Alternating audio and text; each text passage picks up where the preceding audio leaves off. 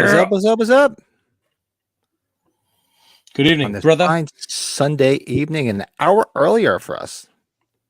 Mm-hmm. So appreciate everybody hanging out 1 hour earlier. I have a ridiculously early flight, so I figure if we start a little bit earlier, finish a little bit earlier, maybe just maybe I can get an hour or two of sleep. Want to try? Happy Cinco de Mayo, everybody. Happy Cinco de Mayo. I should have actually made myself a martini. So Yeah. Maker's Mark is actually going good. Hey, but cheers, my brother. Cheers to you, and cheers, cheers, everybody. Happy cheers. Cinco de Mayo. Did anybody do anything today for Cinco de Mayo? It was raining. It was crappy here all day long, and I was going to try to get out and do something, but just had zero time to do it. No, I just did chores. It's my only fucking day off, so you best believe I'm going to enjoy it. Yeah, I wanted to do some yard work. I power washed the front of the house yesterday, but then it started to rain, and it's still friggin' raining. Ryan, Underwood, up to no good. Well, let's see who's hanging out 1 hour earlier with us this fine Sunday evening. They're jump scares. Ryan, one of our channel members and big supporters, the big jump scares I hate the most are when a buddy sends me a video and halfway through it's just a big take and oh god, I haven't had anybody say one of those stupid fucking things to me in a long time. I hate those where there's the one that the spider jumps at you or like a ball comes at you in the fucking screen. You're like, oh shit. Yeah, it's like solid. Come on, stop me. Fucking Jack assholes. Slash your friend. What's up? One of his favorite kind of jump scares are the scene where the seemingly normal looking villain reveals his true form. Like the scene in 91 movies, sometimes they come back. Yeah, it's always good when they just come along and all of a sudden and they're like your friend, and then all of a sudden it's like, seriously, you're the killer? Yeah, you creepy son of a bitch. I wanted to ask you, are you curious? I mean, what do you prefer? Do you prefer like kind of like the OG Halloween where it's kind of eerie, it's not really too many jump scares, or do you like the new generation of movies where they really just kind of load on the fucking jump scares? Like, what do you prefer? Or you like a combination? I don't know. I kind of like that. I'm not big on the jump, like what, like, but like a scare, like, whoa, wow, that's cool. Yes. Like sort of like taking case the OG Halloween when the dimmer light just lights up my face and you're like, whoa, that's fucking cool. Because that's creepy. Because that's a different type of scary. You know what I mean? It elicits a different type of response. Like a surprise jump scare where it's like, oh, it only lasts for a second. It's over and done with. It's it's like it's just there and it's gone like that. But like the one that just a little bit slower, and it's like, whoa, that's a lot better. I like it. I like it a lot. Oh, who else is in the chat? Look at this. Stefan is in the house, huh? What's up, Stefan? Oh, Gene's in the house. What's up, Gene? Let's see who else is here. Fred's here. Oh, Bill is here, and I apologize. We did have those watched our Tales from the Dark Side watch along the other night. I forgot to give Bill his proper intro, so I should get Billy get the attention. Fuck the ever scathed. Fuck you for sending me this shit. My apologies. I completely forgot. We had a great time. Go back and watch it, guys. That was a lot of fun. Who else is in the chat? Scrolling. Oh, Colin. What is up, Colin? And scrolling.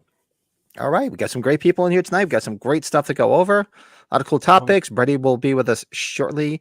He had an issue with his pellet grill where he had a slight little fire. Everything's okay. Little full. A lot of sap. Everything's okay. Nothing to get, in a panic about. He's got it. Yep. But he won't be joining us. Seven says when Bob comes out of nowhere in the OG Halloween. Yeah, that too. It's just there's like I don't know. I guess the classic jump scares. It's not necessarily like a jump scare, but it's like, whoa, it surprises you, but it doesn't have to necessarily be like, boom. Yeah. You're like, what the fuck is that shit? I mean, I do have a couple of those on my list tonight. I'm not gonna lie. There was plenty of them. Most of them are that type of jump scare. But there's different types, and I'm excited to talk about them because I like to see what everybody thinks is a jump scare. Yeah, I'm excited. You have to solely rely on the jump scare. You've already failed as a movie maker. Used wisely, it's awesome. Exactly, 100%. If you're just doing those little cheap jump scares instead of like something like slow or like Your New Blondes always would say about Halloween, theater of the mind, like didn't always have to be like a boo. Yeah. Just let the imagination run wild, and then all of a sudden, boom, it just appears. You're like, whoa, dude.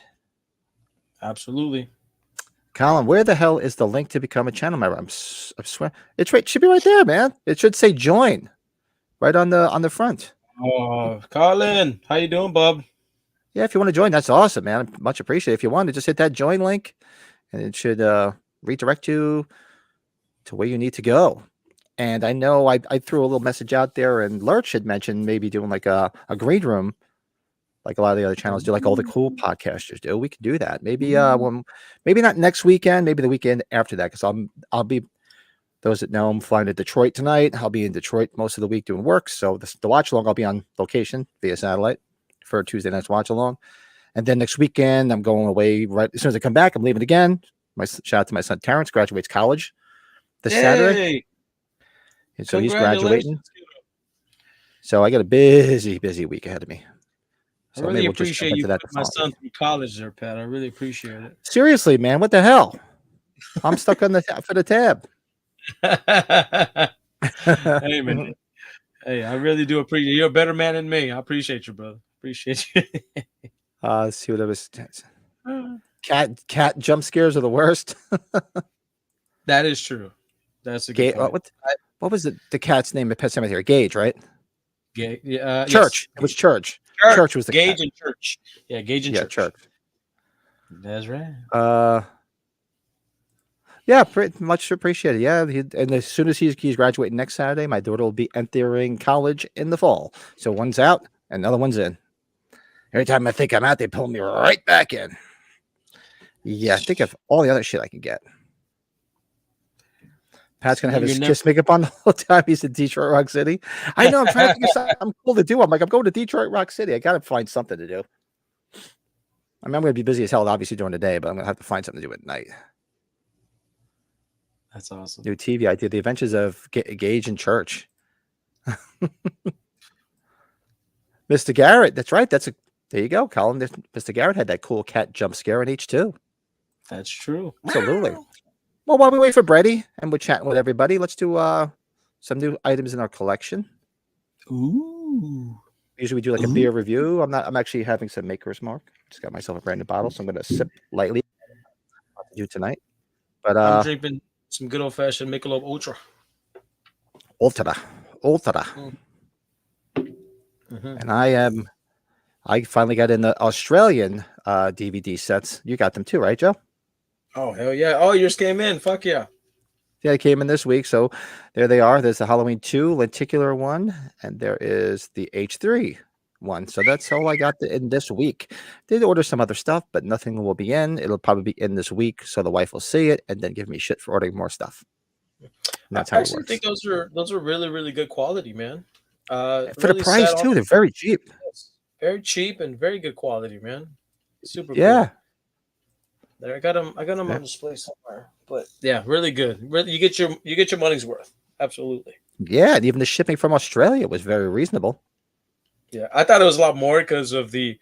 I thought it was more, and then when I actually saw how much it was, I was like, "Oh, okay." Yeah. Yeah, the dude came out. I think you can still get them. They came out about a month or two ago. They threw them up there for a pre-order. I was like, "Ooh, nice." I think they're available still.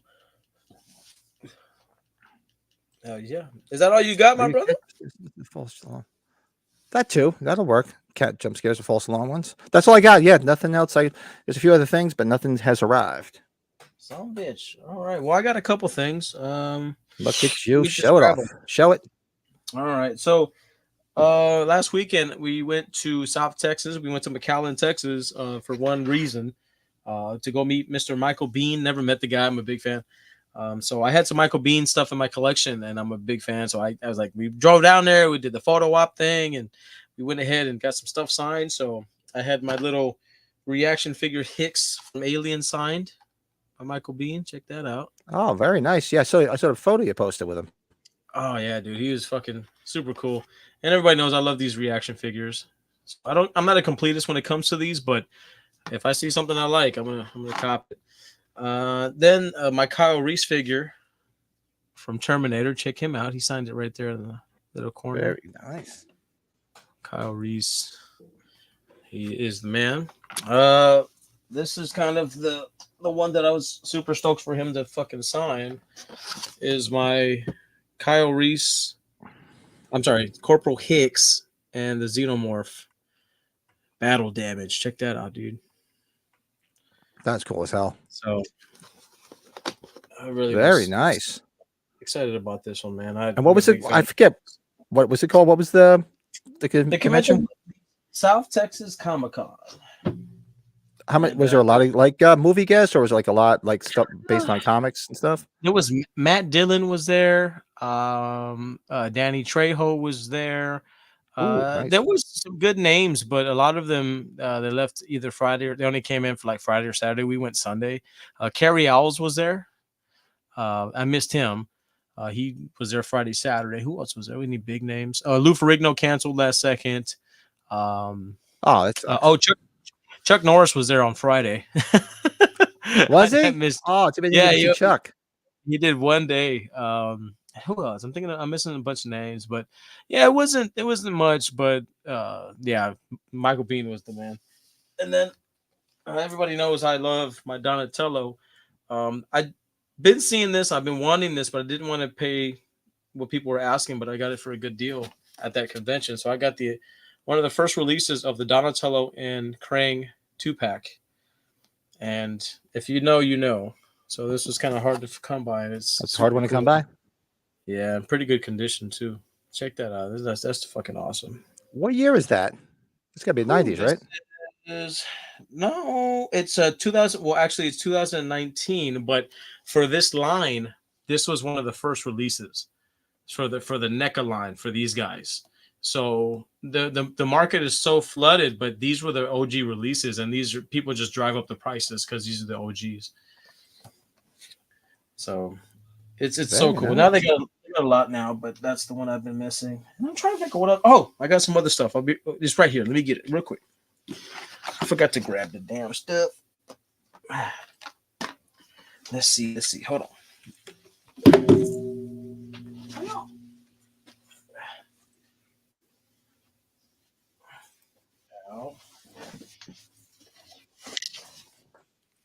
Very cool. So you're a busy beaver as usual. I was able to find this in the wild. Oh, I saw that. 2 of them. Didn't you get 2 of them? Oh, I sure as hell did. You dirty dog, you. So then we found this. This is from the Holothon. It's an international exclusive, and it had a limited release here in the States. So let me see if I can get it close. See if we can get some light in there. Damn, it's terrible lighting. John Crema got Billy the Puppet.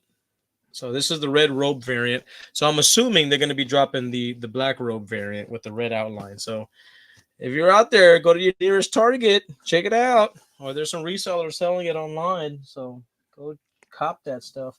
I'm trying to think if I found it. Oh, damn! I think that's it. If I'm not mistaken. So yeah, that's it. That's all new in the collection. The collection. The collezione. Mm-hmm. Very cool. Mm-hmm. Anybody in the chat get anything new in their collections? I know some collections out there. You got Colin out there. Speaking of Australia, I rewatched the Star Wars prequel trilogy yesterday. May the 4th be with. That's right. Yeah, May the 4th be with everybody. Yes, yesterday was May the 4th. All right. I'm telling you. Classic Disney movies, yeah, they did have a lot of pretty good jump scares back then. You know what? You watch a lot of the old cartoons and like a lot of the old stuff that were for kids. A lot of it was really for adults. You go back and watch some of it. You're like, this stuff was more for adults than it was for kids, man. You scared the shit out of those kids. Yesterday was fucking full out nerd alert, dude. I worked yesterday, and then I went out to a couple collectible places I go to. Dude, fucking like this, bro. Oh, I mean, people walk around dressed as Chewbacca. Fucking Han Solo. Oh, yeah. Bro, it was fucking insane yesterday, bro. I'm not even kidding. I was like, fuck, I guess I wish I was that much into it. Red Dead today? No, he's had a little issue with his pellet grill. So he's straightened it out. Hopefully he'll be joining shortly. OG Ninja Turtles classic. Yeah, absolutely. Oh yeah. See, and then Oh, we'll get right shit. into the jump scares because everybody's throwing some good ones out. Another jump scare that is such a classic when the characters don't realize that the horror is right behind them. Like the scene in Yes. Exorcist 3 where George C. Scott's character is unaware the woman is. Yeah, that's the one too. I think I have there's one on here that everybody's gonna know that I have one where it's behind them. And Yeah. yeah, we'll see it. I'm But excited. we So can do that. we stayed strictly to horror films, right? Horror films. Strictly the horror. Yeah. Okay. Yeah. That's I think it'd be perfectly fine. better, you know? Yeah, absolutely. Well, Absolutely. We should do next time top 10 jump scares not horror, because that's a list right there. we could do that too. Yeah. Hey, we can do whatever the hell we want. Who the fuck are we? Who the hell are we? No, We do whatever we do whatever we want. Hell yeah. So let's do this. Our top 10 jump scares. So I got a list of 10. So you guys throw some in the chat. We'll chat through it and do some honorable mentions and all sorts of fun, happy horse shit. So one that was necessarily like actually it was like it was a slow buildup, but then it gave you that quick jump scare. My number 10 from It, Pennywise, the projector scene when he comes out of the fucking projector. Oh, fuck that. Yes, that was very Because scary. I love how the thing's spinning and you slowly start to see his face appear, and then boom, he fucking jumps out. That was awesome. 2000. That's from the remake, right? 2017 remake. Yep. That's fucking man. That was a good one. That movie was eerie by itself. Anytime you had Pennywise in any scene, he kind of took over. But oh shit, look who it is, my boy. Look at this. One of our biggest supporters and friend and co-host. He's like our Jay Leno. Like we need somebody, he's always on. He's Without the man. The big chin. Alan, you too, much better looking and much more of a sexy beast. Look at that, a new channel member, our good buddy Colin. Thanks, Colin. You are the man. I cannot wait to go out and hang out with you in person. For those that are just tuning in, well, I'll be hanging out with Colin in a few months out in Manchester and in Ireland. You bastard! We will. I'm telling you, we're going to broadcast from that movie room. You bastard! How could you? Look at me, all right? Awesome. Thanks, Colin. Yeah, if you guys want to become a channel member, we're going to start doing some exclusive stuff as soon as I get this, after these next 2 weeks. Start doing some videos and some, probably do like a green room and some other stuff. So there's 3 different tiers. And like the money is basically just so we can do giveaways. We want to do some more giveaways. Every time we do a giveaway, it comes out of our collection. Right? Everything comes out of our pocket. Which we don't have a problem with it. It's fun, but it'd be nice to be able to recoup a little bit of it. Because for those that watch this regularly, we drink, we swear, we talk inappropriately. So 99.9% of our streams are usually flagged. They don't take them down, but they won't show as many advertising things, so you really don't make any money on them. And we don't care. Don't give a shit. We want to do what we want to do. So if this helps out and gets us some more stuff, we can give back to everybody. But thanks, Colin. Awesome. Let's see. That is too cool. The film's jump scares were way too conjuring like from and well, it was there's always like a section of time that movies tend to copy each other when one does well. Yes. A lot of copycatting. Like Halloween, and there was a copycatting. Friday the 13th, copycatting. Then you had It, Conjuring, copycatting, Scream in the 90s, forget it, copycatting. So it just happens. But what about you? You have one that you're number 10? Oh, hell yeah, brother. So starting out my fucking list, I'm gonna start it out, just get it out the way because it is iconic, but it's not. For me, it's not super high on my list, but I mean, in the top 5. But it's got to be mentioned. It's gonna be Friday the 13th, where Jason does the jump scare on Alice at the end of the film. That's on my list. It's coming. That jump scare really fucked me up as a kid because everything was kind of calm, cool, and collected. There was no ripple, like fucking lake, man. There was no ripples in that water. It was it was still, like there was nothing that you were anticipating happening. And then all of a sudden, he comes out, this ugly fucking morphed out fucking lead singer of the band, bastard. Yeah, comes out and fucking, does that scare. So for me, that deserves to be on the top 10 list of anybody's fucking top 10 list. So that's my number 10. Very cool. Yeah, that's on my list. It is. You know what? I didn't realize. I knew I had it on here, but it's my number 9. Oh, nice. There you go. So, yeah, my number 9. Because you gotta remember, there was a lot of cookie cutting when it came to the Friday 13 movies. There was always like a jump scare at the very end. But it all started with that first one, so you were never expecting it. So the first time I saw it back in, I think the first time I saw it, it was out in 80. I saw it on cable, probably 80, probably right around the time I saw Friday Part 2. And there was no jump. I didn't know. So that scared the shit out of me. I was like, whoa. Yeah. And look, he looked like he looked. So yeah, that's my number 9. Friday the 13th. Jason jumps at Alice in the lake. Look at that. Let's see what other stuff's going on. Awesome. People throwing out in the chat here. Gremlins 84, the scene where Lynn Peltzer is attacked by a gremlin hiding in the Christmas tree is such a classic jump scare. That's a good one. That's a deep cut. I like that. That's funny. Let's see. Is too funny. What else is everybody saying in here? Devin, that'd be probably jumping Friday 13th. Jason, I read about it. Yeah, of course, everybody spoils it. But then again, it's a cookie cutter. Every other Friday has that at the end where he's either jumping somewhere through a window or somebody's getting thrown or whatever. Colin says, welcome, my pleasure. Oh yeah, man. Thanks, brother. I cannot wait. It's gonna be one of the highlights of the trip, man. Hanging out with Colin. It's gonna be awesome. Hanging out with Colin, dude. His better half, and Aphrodite. Wait till my wife sees Aphrodite. She loves animals. Overall, I thought that's why she married me. I thought 2017 it was overrated. To me, it kind of was. That was my favorite part, was the projector scenes. That's why when we were doing, I'm like, oh, I got to put that in there. That part was awesome. And the only other part that was really cool, which was really graphic, I thought, is when they bit the kid's arm. That was really graphic. Georgie's arm coming off. I wasn't expecting. No, I wasn't expecting that either. That was pretty graphic. But I agree. I do like the miniseries better because I grew up with that. Plus, I'm a big Tim Curry fan. Oh, by far. Did you guys ever see the? Oh, of course. Seeing where the hand comes out of the water, inspired by the Carrie White. I think, yeah. Deliverance. Oh yeah. Good movie. Yeah. Absolutely. Let's see if you guys ever classic Don Bluth movies. Exorcist 73. Yeah, there's definitely some scares in Exorcist. Well, jump scares. Yeah. Oh yeah. What else we got? And it's got me extremely good with Casey hanging from the tree. Yeah, that was a good jump scare. Yeah, I didn't even put that on the list, but that was, yeah, when they see her hanging there, the parents, Drew Barrymore. Oh, yeah, that is true. What do you got as your number 9? Because mine was your number 10.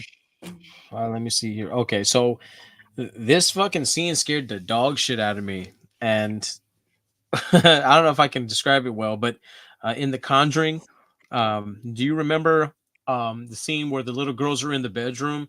And they're looking in that big old fucking the wardrobe, the big old fucking the thing. They open and then they look up and the bitch is on top and she fucking jumps down, bro. I saw that shit in the theater, bro. Everybody fucking went ah! Everybody's fucking terrified of that shit. Like, what? Bro, so I guess they call it the wardrobe scene or whatever. But that shit was fucking terrifying. That bitch was fucking the little girl's like this. And she's like, what's wrong? And then they fucking pan the camera up and then you see the bitch fucking like crowd down on top of that fucking the dresser. Like, oh shit. Fuck that. That's my number 9, man. Good one. Very good. Whew. Oh, the spider walk scene. Yeah, the spider walk scene's awesome. Extended cut spider walk. Oh yeah. That was definitely cool as hell.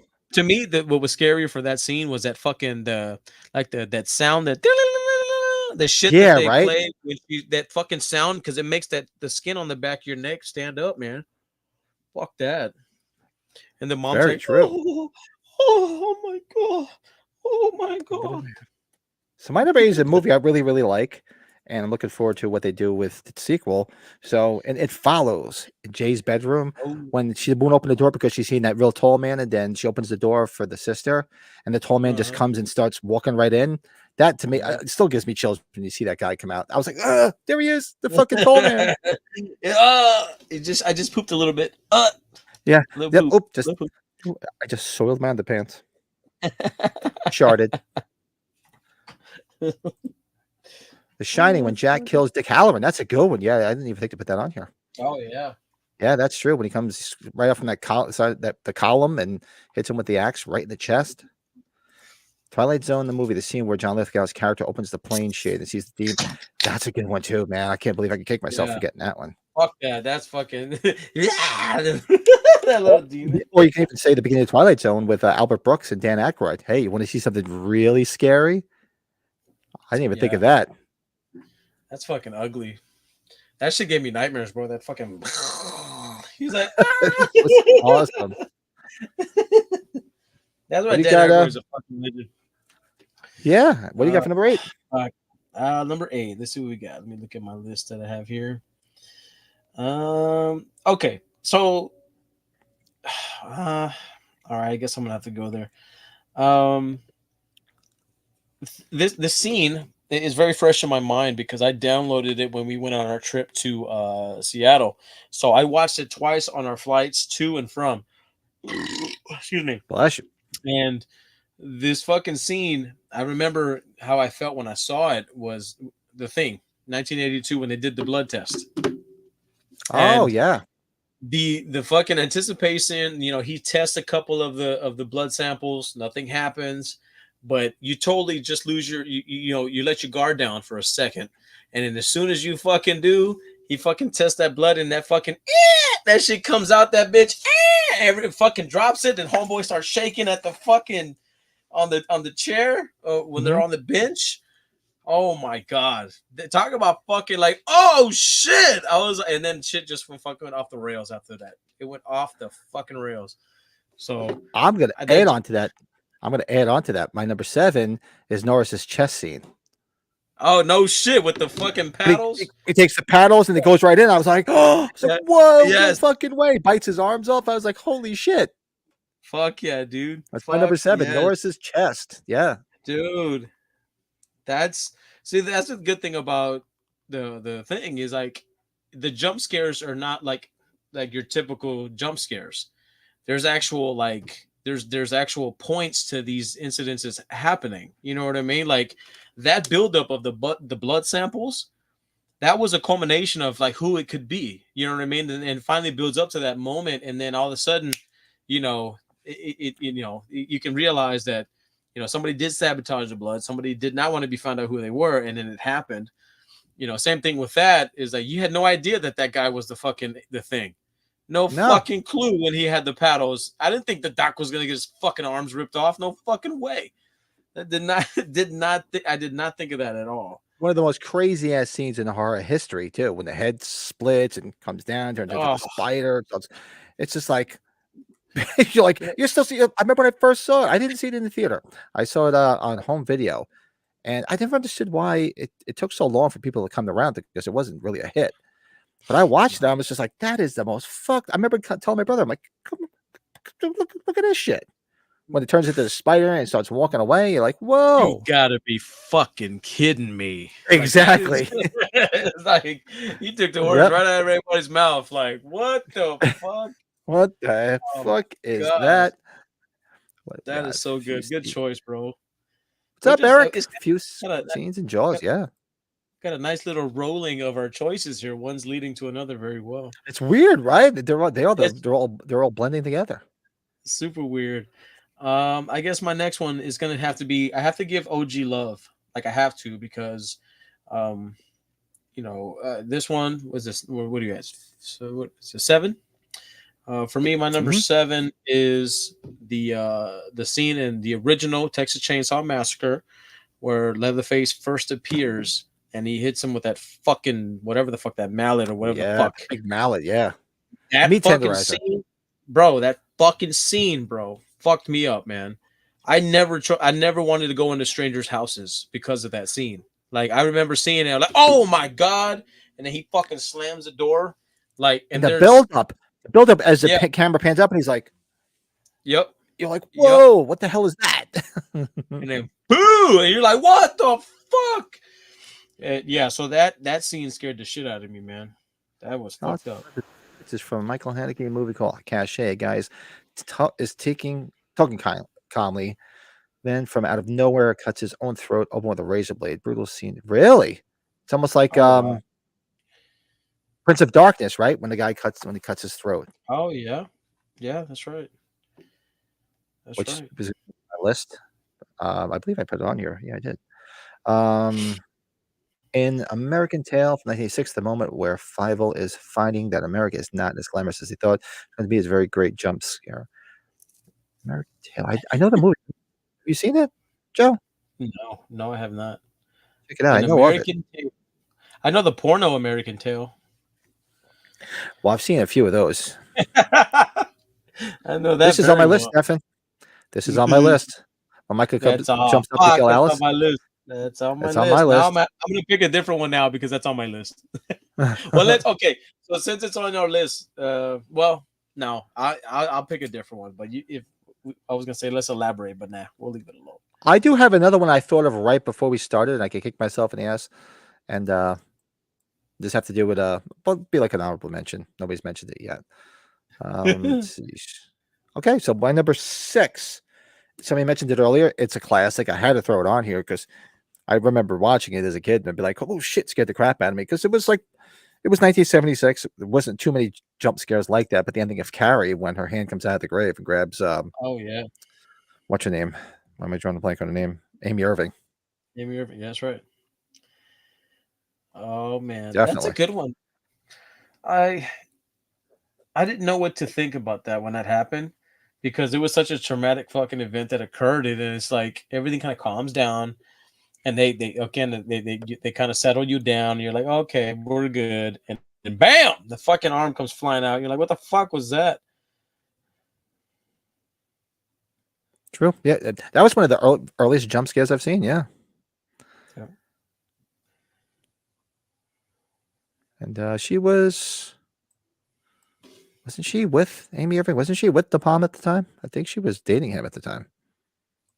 Or was it going to be Nancy Allen? One of the two. I know. Remember, Colin would probably know. Yeah. But what's your number 6?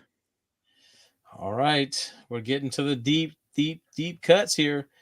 My number 6 is, people know how much I love Halloween 4, but the scene where Michael's under the bed in the beginning, and he grabs he grabbed Danielle Harris's fucking leg, and it's like, and then all of a sudden you see him like, that when I was younger scared the dog shit out of me. So H4 of Michael under the bed. That's my number 6. Definitely. I actually thought of that too, and I was like, I didn't want to have two. I just plenty of it we could have threw on here that was Halloween related, but I'm like, yeah, I had to give it in. I had to put it in there. I figured you would. For me, it was such a scary fucking issue. Like that, I was afraid that Michael Myers was always under my fucking bed. That's what I thought. I always grew up for some reason. I don't know why. Like even to this, not anymore. Now I'm too old for this shit. But when I was younger, like I was always afraid to have my foot hanging off the bed, or out of the covers. Like I was afraid somebody's going to come along and grab it. Something under the bed would grab it. I could never have my foot hanging off the bed or uncovered. I always thought something was going to grab my foot. Yeah, fuck that. Same here, dude. Like I always have to sleep with my socks on. Because I can't think of the thought of, if somebody actually grabs my foot, at least I can pull it and they'll grab the sock. I thought that I should have. And I mean, it's the same principle of if you have a baseball bat in the house, make sure you have a sock on it. So if you go to hit the person and they grab your bat, the sock, you pull it away and then you can fucking hit them again. Just in time. Look at this. You sexy bastard, you. I'm sexy and I know it. Boom, digga, boom, digga, boom, digga, boom. I'm ready. What's up, Bubba? Oh, what the fuck? I guess it's been that kind of day, huh?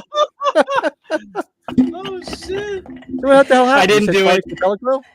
Oh my gosh! Yeah, I felt so. My neighbor Scott, the firefighter. Hey, it's good to have a firefighter next door. He took overtime, so he bought these filet mignons for him and his wife. He's like, dude, I don't want to freeze these. I like to have these fresh. Do you want them? And I'm like, fine, sure, I'll take them. I'll toss them. Cool. So I started the pellet grill up. I had to get it to a high temperature because I was doing a sear. And then I heard a big pop outside. And I felt like the guy in the beginning of Halloween Ends, the husband. What the fuck was that? Remember that? All of a sudden, the end of the pellet grill was caught fire. I think the auger got jammed, if you know anything about the pellet grills, but I think that's what happened. Yep. I don't know. All I know is we got baking soda and put it out right away, and thank God everything was good. So Very good, my brother. I'm Well, alive good and to well. see you. I'm alive and well. I'm good to see you guys. Let me get my Crown Royal pulled. Do that. I missed you, look, man. looks I like we- missed you, bro. I missed Yes, you too. I put a nice new bottle of Uh-oh. Maker's Mark open for tonight. You got some Crown Royal. And Joe's on the Ultra. He's on the Ultra wagon. On the Ultra Rag. Yeah, this has been a drinking weekend. Shout out, my brother's not listening. He turned 50 yesterday, and we were. Oh, that's right. There was a big 5-0 for big brother. Big brother Mark. Yeah, so it's quite. Hey, Colin, how are you, bud? Speaking of Colin 50, right there. Colin, I remember Colin we joined. celebrated his birthday. True, we did. And Colin joined. He's a channel member. He's now another channel member. Colin, Yeah. awesome, dude. Awesome. Thanks, man. Jump scare of his own. Yeah, that's it, Bill. There's no doubt about it. What are you guys doing? Okay, are you on jump scares? Is that what it is? Yeah. Yes. We started. You can catch up. I only got 7 of them down because that's when this all happened. I was working on it. It happened. I was like, fuck it. I don't care. I got the food stuff done, though. Well, we're down to. Oh, you gave your number 6, right, Joe? Yes. Now we're to our top 5. Yes. All right. So that's why don't you hilarious. just I give had us 7. you start with your 7, Big Brett, and we'll get you caught up. Yeah, 7. Chief Brody, when Jaws pops out of the oven or out of the water, not the oven, The oven. out of the water when they're out in the water. I think that's probably one of the first ones. That would be my number 7. I put Smile Gonna with need a bigger the boat. girl that runs to the window to go after it. Her head tilts upset. That freaked the shit out of me. Oh yeah. That was a jump Two scare. Sure. good ones. 2 good ones. For sure. Yeah. 2 that nobody mentioned yet in the chat either. I don't think. No. Oh no shit! Really? Yeah, I haven't. Oh, wow. Nobody's mentioned them yet. Okay. Stefan says Fantastic. Scream 3, Sydney's Nightmare when Ghostface appears all of a sudden. Oh yeah. Not bad. Slasher Fred, one of Oh. my favorite jump scares is from the original House on Haunted Hill like scene where the woman is scared by the statue of a woman on a conveyor belt. I haven't watched it in a long time. I've seen the remake. I'll go back. I got to go back and see what your guys 5 through 10. I will though. How long have we been on already? 38 minutes. Okay. Remember the mother in the basement? Oh yeah, the earliest jump scares. Right, that's right, Eric. Mrs. Bates in the basement. Oh yeah. That's right, definitely yeah. one. Or even the shower scene, like we did our shower scenes Oh, 2 God. weeks ago. In the basement. Yeah, that's a good one. Yeah, when he turns around, you see especially for the time, that had to blow people's mind. I mean, I mentioned before, my mother, rest in peace, told me the story when she went with her girlfriends to see that it scared the shit out of them. Oh shit. Scared Yeah, the my mother fuck out of them. was not one for horror movies. So I don't know what the hell she was doing there. But yeah, Sheesh, come on. so we're doing it. So we're Really? on, it's our top 5.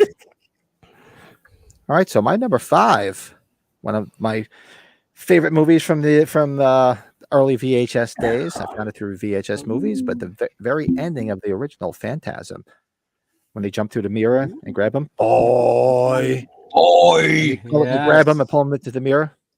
Yes. Oh, That yeah. scared the fuck out of me when we were all sitting there. It was like dark. I had some friends over, like a sleepover, and we like put this movie on Phantasm. I was saying how cool it was, and that part, man, we just jumped like holy shit, it scared the crap out of us. Oh fuck yeah. I like that movies. That's a good callback. Oh come on, Stefan, you gotta watch that stuff, buddy. Stefan. Oh, yeah. I'm not as hot on them as other people, but it's definitely worth watching. They're Yeah. a fun watch. Yeah, at least the the first second 2. one. The second one's good. The second one's really fun. good. The first Yeah. 2 are good. That's about it. The rest of them are they're so you Yeah. can watch them, but the first I think 2 it was are best. 4. I think 4 had some moments, if I remember right. 3 was bad. 3 was pretty bad. I don't know. Anyways, sorry. When they had the brother come back and make him evil, I was like,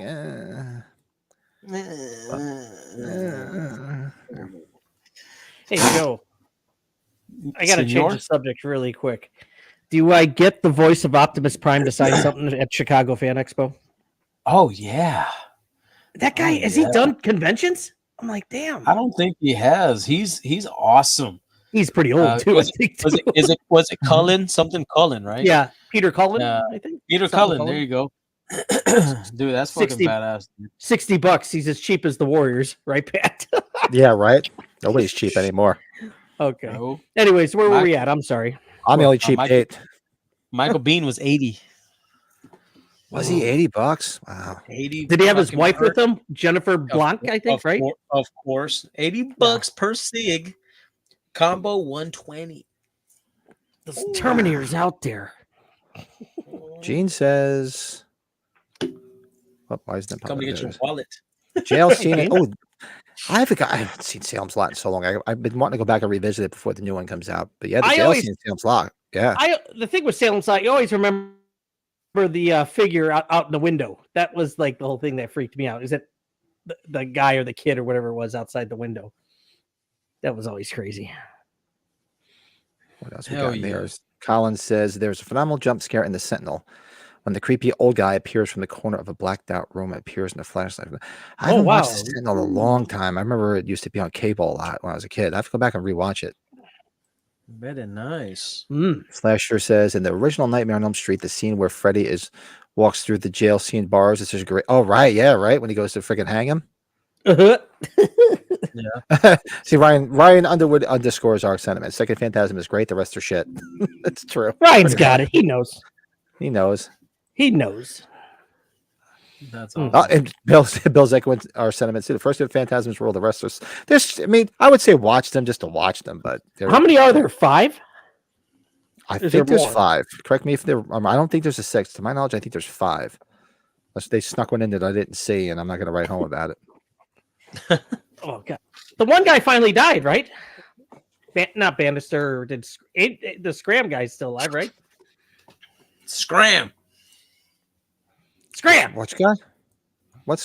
I should know the Phantasm actors' names. Isn't Bannister? Is he still alive or is he dead? I think Reggie Bannister's still alive. He used to pop up at the cons a lot. Reggie. I'm sure there's people in the chat that know better than me. Yeah, I really don't know. I don't know. That's right. So what? So that was my number 5. Who wants to throw in their number 5 next? Yeah, I guess we'll just go in a cycle. My number 5 is the one and only death from 1986's Aliens, the death of Bishop. Ripley successfully saves Newt. They land and everything, and they're kumbayaing. And then all of a sudden, fucking white shit fucking starts spewing out of fucking Bishop's mouth. Oh yeah, the fucking Queen Alien had fucking stuck him in the fucking back with her fucking tail and fucking ripped him in half. And you're like, oh shit! And then that's when proceeded to be one of the best fucking fights of all time. You got fucking Ripley who gets in the power loader, and then she's like, "Get away from her, you wench!" And then they go at it. You know what I mean? That's. Are you trying to be PG-13? You didn't want to say the B word. Huh? I didn't want to say the B word. Nobody says the B word. But no, that to me was a crazy jump scare because I didn't expect that the alien was the Queen Alien was still gonna be there. So that's my number 5. Yeah, I figured Reggie Bannister was still alive. I knew that because I knew he was at a few cons that I was at, a few Monster Manias, and there is 5. I thought so. I don't remember there being a 6th. We don't need any more. Yeah, no. It's over. Stop. We're good. Wait till that gets remade. There'll be a big freaking place going nuts when that gets remade. Yeah, really. Oh man. What about you, Brady? We're at number 5. Okay.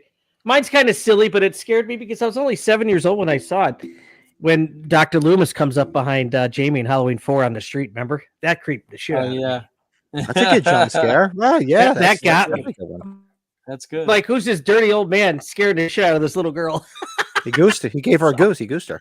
Grab the butt. Goosey goosey. Oh, Rob Windsor. What is up? Rob is in the house. Rob, I was within 4 hours of you last weekend. That's right. You should have came down. You should have came.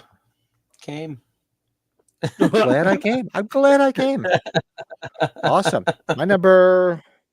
So we're doing number 4. Now this I saw in the theater, and I'll never forget it. The whole place went. The very ending scene of Prince of Darkness, when he wakes up after dreaming that she's actually the person coming out of the church in the cape, and he turns over and he sees the evil woman in the bed. Yep. That scared the fuck out of me. And everybody else was like, oh! Pat, I'm wondering, do we have capabilities? I know if it's on YouTube, it's not us, right? Could we go watch these scenes as we're doing the podcast? That'd be kind of cool to do. We could do that. Yeah, we should do that. They would sometime. have to be like below a certain amount of seconds, right there, Pat? Right. I don't remember Yeah. exactly, but or I could just show whatever. You know, usually if the audio is there, they flag it right away. But if you show a little bit of it, they don't really flag it. Oh. But we could do that. Yeah. Could do it. Could do it. I was thinking, I don't know if that's the way. Some of our streams aren't monetized anyway. What's the difference? that's We're true. vulgar. We drink. We swear. All the things that make life worth living. Well, when you guys popped on, the commercials are there right at the beginning. So Really? Yeah. The Was it? commercials? yeah, Well, right at that's the because beginning. they don't know what's coming, and then after that, they're like, all right, these guys are fucked up. I don't pay for the upgraded YouTube thing. I'm cheap. I don't know I if do you because Joe, but I pay for it because I don't watch anything but YouTube. So I don't watch any streaming service except YouTube. I mean, I have Shudder. I pay for Netflix because my daughter pretty much watches it. And what's the other one my wife has? Discovery Netflix? Plus. Oh, Discovery Plus is dope. Yeah, she loves that. yeah, that's a good yes. station. So Yeah. Prince of Darkness ending scene is mine. Yeah, you should have come. You would have been nice to meet you in person. Yes. Oh yeah. Hells yes. Hells yeah. So what do you got, Joe? Number 4. Oh my bad. Stefan, okay. are you drunk? Drunk. Sorry. No, my well, let's see here. I had to pull an audible, but you know what? I'm gonna insert it into my list because I really like this death. It is, where is it? I had it here. So I know I already mentioned a Halloween movie. I mentioned H4 before, but H2, man, where Michael comes out and he stabs Alice. That to me kind of set the tone for that film. And y'all know that H2 is like one of my favorite films ever. Like H2 is fucking so that scene, wasn't expecting it, and then that's the first time you saw that gush of blood when he stabbed her, and you see the blood, and because you really didn't get much blood action in the first film, so I was like, holy shit! When it was like, he's serious, and he had that menacing look. Remember when he was looking at her like this? He stabs her. You see the blood. Shout out to some dick. Actually, there you go. That And then that blood. Yeah. We're in line again, Big Joe. That's my number Yep. 3. I said it was on the list. It's my number 3. Yeah. That's right. Well, guess man. what? I'm with Joe. It's my number 4, baby. Look at this, a clean Fuck sweep. yeah. A royal Hell yeah. sweep. It Because was. it had that We know little, each other.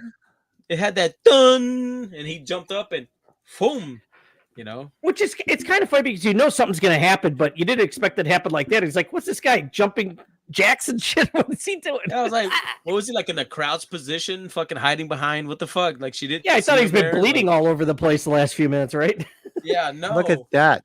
Clean Because sweep. Somebody else, I said it myself. he used the Elrod knife for that kill, right?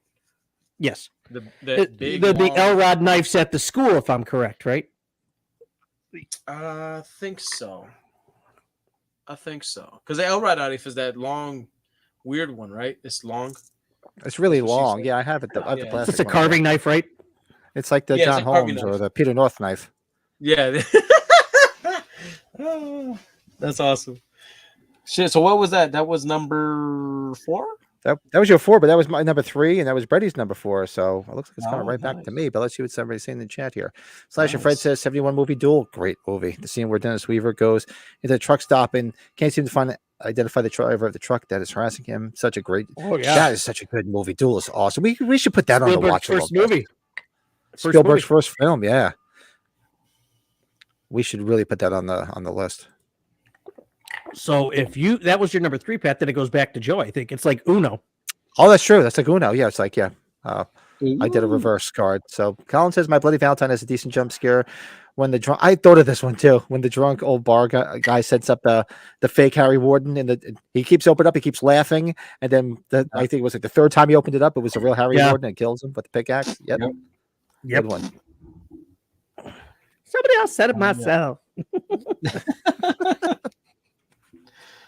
Oh man. So I We're guess it's talking my about number number 3. for that. Is this my number 3? Trace. Yep. My number That's mine 3. was So Alice Kill. obviously, I have an issue with fucking shit under the bed. So my number 3 is from Poltergeist, 1982. The fucking clown under the bed. Fuck that motherfucker. To the right. I even like the Scary Movie clown in Scary Movie 2. Remember that? Joe, He's I'm telling like- you, It's like we're related because that's my number 2. That's why I put it. No I put it in the shit. corner. My That's number 2. awesome. That scared the fuck out of me the first time I saw it. And we all know Yeah, Sean Clark owns one of those clowns. Yeah, so. I'm not a And fan Zach of Bagans. clowns, and I'm not a fan of motherfucking shit under my bed, bro. So fuck that. Nope. I just like nope. That's my number 2. I just like the dick coming out and scaring me too, choking the clown. He's like, I want to play. He's like, the clown's like, oh. The look on the kid's face is priceless. He's like, Dude, for real. For real. That's It's the just, kid I love from, scary movie too. it's a kid from Airplane. that's It was, right. actually, it was from Airplane 2. The son in Poltergeist. Yeah, he was the kid in Airplane 2. He's coming to Days of the Dead in November here. That kid. Mm-hmm. Oh, really? That Interesting. grown ass man. Jump scare in Grown-ass the man. Funhouse when the killer's Frankenstein mask moved. And it's yeah. Funhouse is a lot. That's no pun intended. It's a lot of fun. But I love the Funhouse. The fuck house. I like it. Hammer to Cop in H2 was a good one. Yeah, right. When Mr. Garrett closes the door and Michael hits him with the claw end of the hammer. The fucking Underrated Irish movie in the 90s called Ghost in the Machine that is about a serial killer becomes an evil spirit. Weren't we just talking about this last week? Ghost in the Machine? That was the other night, I thought, wasn't it? With the it's Tales from the Friday Dark night. We just talked about it Friday night, as a matter of fact. Yep. During our Tales from the Dark Side watch along. Did you guys have any Rob Zombie Halloween stuff in your 5 through 10 or 6 through 10? No. I did not. I did not. Well, Kevin do says, you? so, wow, the boy- Do you? No, but it was going to be a runner-up Yeah. one I just thought of now. Yeah. So the kid that was in Poltergeist, the little boy, he was because remember in the first movie there was like, do you like scraps rubs up against your legs? You know that? So in the second one, it's the different kid. It's the kid from Poltergeist. Oh hell yeah! He's the only kid survived because obviously both daughters are dead. Yeah, that's a terrible. Yeah, that's right. It's a sad my thing. Okay, where do we yeah. at? We're at number 3, right? This is 3. I gave my number 2, so Joe can. Oh, you didn't give your number 3 yet, so then we'll just work around. I already gave my number 2 because it was the same. Did anybody have anything from Insidious on their list? I thought of it, but I didn't make the list. Dude, that Barbara Hershey scene where she sees the red and blackface demon behind Oh yeah. Patrick Fuck Wilson. that. Oh, fucked me that. up. That demon. Holy shit. Oh, Colin, there's some paranormal stuff coming, bud, for me. Yeah, the end of the original Paranormal Activity. Yeah, that got me too when I first saw it. No, Yep. man, that fucking Nearly soiled my Buster Browns. yeah, that scene, Bill Brady, that's fucked up, dude. Like, because it just pans, like you're seeing him, and then all of a sudden you It's just a see shadow. half that motherfucker's face, bro. You're like, whoa, what the motherfucker is Whoa! that? Dude? Is that Nightcrawler from the X-Men? Like, what My the God. fuck is that? Dude, Oh that my was God, unreal seeing that for the first time. You're like, holy shit. for real. All right, so my number 2 was the clown and the clown from Poltergeist. So that was Joe's number 3. So what's your number 2, Joe? Okay, so this is to be met with a little bit of like, what the hell? But I'm a big fan of the movie Nightbreed. And I love Dr. Decker. But the scene where the girl comes up and all of a sudden he's like right there in front of her fucking face, like that scared the shit out of me. Okay, like I just remember that scene always being stuck with me, and I don't really like that fucking mask, even though I own it. It's right there. Where's the mask? It's there somewhere. It's there. You see this fucking face? So this fucking face. So no, the scene where that girl's walking, and then she's face to face with Dr. Decker, like boom, and you're like, oh shit, you know she's gonna fucking die. So yeah, that scared the shit out of me. So I had to give Nightbreed some love. So that's I like my number 2. Yes, indeed. What is Spanish? Number 2. He's in Airplane 2. No, that's what I'm saying. The kid from Poltergeist is in Airplane 2. He's not in the first one. Well, obviously, Pat, if you have it on the screen, I'm sure it might have been on your list already or Joe's, but The Exorcist 3 there with the nurse. That is my number 2. That is unreal, that scene. That is my number one. That scared the shit out of me. Oh fuck! That's your number one. That because you know why? I remember watching it for the first She time. closes the door, Pat. Right? She closes the door. Yeah. And I just remember, I think I just happened to just be leaning back for a second. We watching it on VHS, and that just came past. I'm like, what the fuck? I had to rewind it. I'm like, what the hell was that? Oh, that Because shit it's so fast up. and out of nowhere. Dude, and The Exorcist 3 has really caught on. Like the last 10, 15 years, that movie's really caught on. And there's like an alternate cut and everything. Yeah. Yes, Good Colin. I stuff. think they did. They did do a release of it. Yes, they did, brother. And that breed fucking rocks ass. That's a great choice, man. I love it. Look at that, buddy. Yeah, that's We're all Pat's number blended one. together. That's my number one. Well, Nice. I guess I have some recency bias for my number one pick, but Uh-oh. there was of course the 45th anniversary of Alien that was showing in theaters recently, and this scene really just it still holds up to this day. And watching it on the big screen, holy shit! The air shaft scene where Dallas is, they're trying to corner the alien, and then Dallas like hastily tries to retreat, and when he does, he ends up coming face to face with the alien. You know what I'm saying? And he fucking the xenomorph looks over, and you see the motherfucker go, "Ah!" And then the fucking static just hits, and that's the end of Dallas. The captain of the ship. So to me, that was a fucking scary ass scene, bro. Hearing it that loud in the theater, and then you see the xenomorph just appear. That was fucked up. Would you not call Newt getting taken by the alien like a jump scare? I guess. You could, I guess, but I don't know. From Aliens, there's a lot of jump scares. I guess you were kind of no. Yeah, I guess the jump scare that I didn't like was the fucking the little fucking face huggers that were chasing after them when they were sleeping. Remember when fucking her and Newt were in the little room and fucking Gorman put the fucking alien in there, the fucking bastard. So that's my number one. That's my number one. That's a good one, man. I like it. Love that movie. I think we have a couple of sleepers here. Number Nick, one. What's up? Hey, Nick, how you doing, bud? In the background. Yeah, that just come. That's why it just shocked me. I was like, what the hell was that? I had to rewind the tape. I had to go back. I'm like, you're like, that? What was going on there, right? Yeah, like that came out of nowhere. It was awesome. Yeah, Steph too. Yeah, I didn't expect it. A lot of people might not care about the sequels of Paranormal Activity, but there's some good spots in some of the sequels. I don't know if you remember the second one when it's the sister of Kate in the first one. She's sitting at her island in the kitchen. Do you know what I'm talking about, Joe? You're shaking your head? I thought you might have. Oh, yeah, I do. With all the cabinets pop open out of nowhere. And it's daytime. Yeah, fuck that. Fuck that movie, man. Unbelievable. And she takes off running. That, oh, God. I think I shared it. I tell you. The movie's bullshit. That movie is fucking bullshit because You wet the cotton. I remember watching it for the first time and thinking it was real.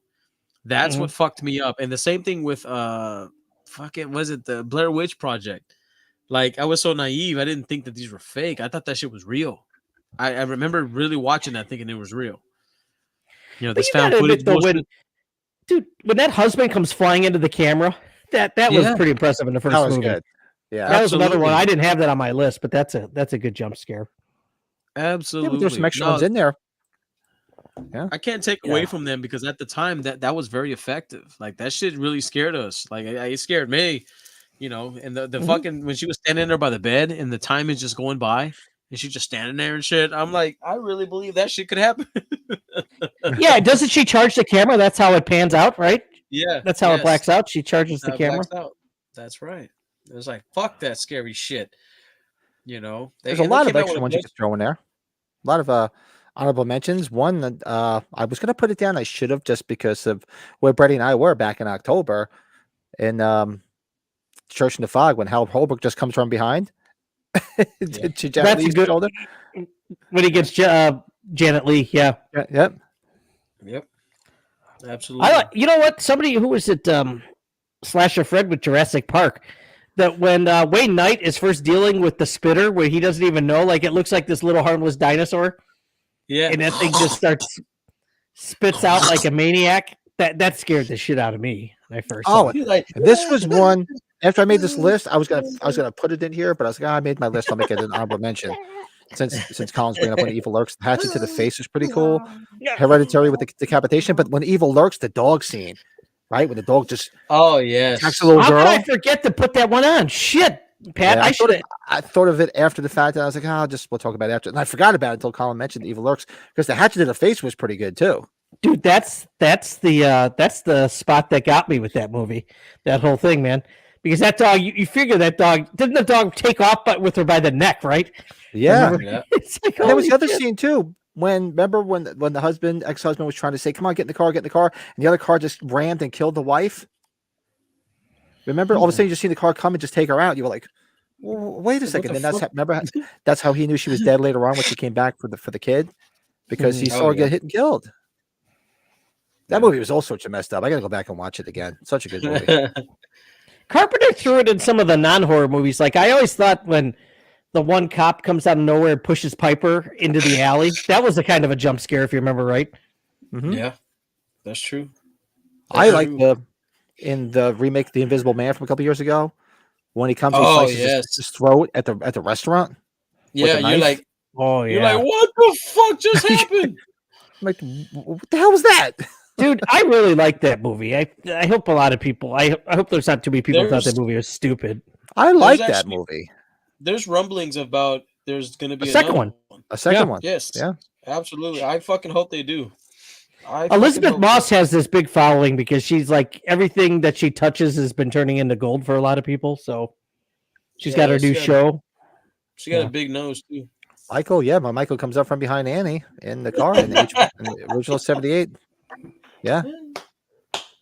The original Jurassic Park scene with Tim and Lexi in the Jeep and the water from Lesbian Fibers. Yeah, that was a good one. That was great. Seeing it at the theater. Little full, a lot of sap. Little full, a lot of sap. That's right. A lot of sap. How about, Rob Zombie's Halloween 1? Remember where Loomis has got her in the cop car, Lori in the cop car, and then Michael comes out of nowhere and breaks through the window? Jesus Christ! What the hell? The outtakes on that is priceless, too. Oh, God. Yeah, and he's yelling at him, like, what the fuck? You crazy? Yeah, no, I the headlights, I had this one down. the alien creature. Oh, nice. yeah. Good one. Fucking this from 7, when they're in there for the sloth kill and he's still alive. He's still alive. You're like, holy motherfucker. Oh, the stomach, the intestine. Yeah. Oh, God. Yeah. Ugh, fucking just disgusting. You're like, what the fuck? He kept them alive. Slash your friend, he brought up Christine. I think it's not really a jump scare, but I love it when Arnie like overpowers his dad. Keep your hands off me, motherfucker. I'm hitting his dad's like, who the fuck is that? What's in the box? What's in the box? It's in the fucking box. What's in the box? That was funny. Yeah, I enjoyed The Invisible Man. I was pleasantly surprised. I was like, it's just another remake, whatever. But then when I saw you did too, Colin? Yeah, see, I had a feeling like, how could you not? That was kind of a wild movie, right? The husband just, ooh. It was nice going in there just expecting a remake of the OG and walking in there and seeing something completely different. And it was good. A nice little whodunit. Very nice. I liked it.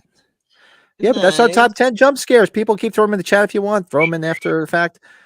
All you fun people, make sure you guys hit that like button. Everybody in the chat, hit that like button. Let's get those likes up.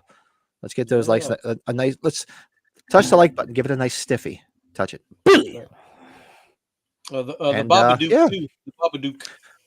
See, that's a movie I can never get into. I don't know. Everybody talked about how it was like the scariest movie ever, and I watched it. I don't know. I think that gave me the Late Night with the Devil vibe. Everybody was raving about it, and I watched it, and I was like, maybe. Everybody's like, oh, because I remember like just looking for stuff to watch, and then, what's the scary? Everybody kept saying the Babadook. So I watched it. I'm like, this is the movie, the scariest movie you've ever seen. Seriously? Well, there was that scene.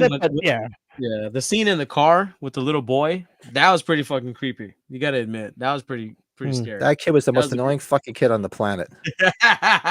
Was he not? It's like, seriously, what an annoying kid. Holy shit.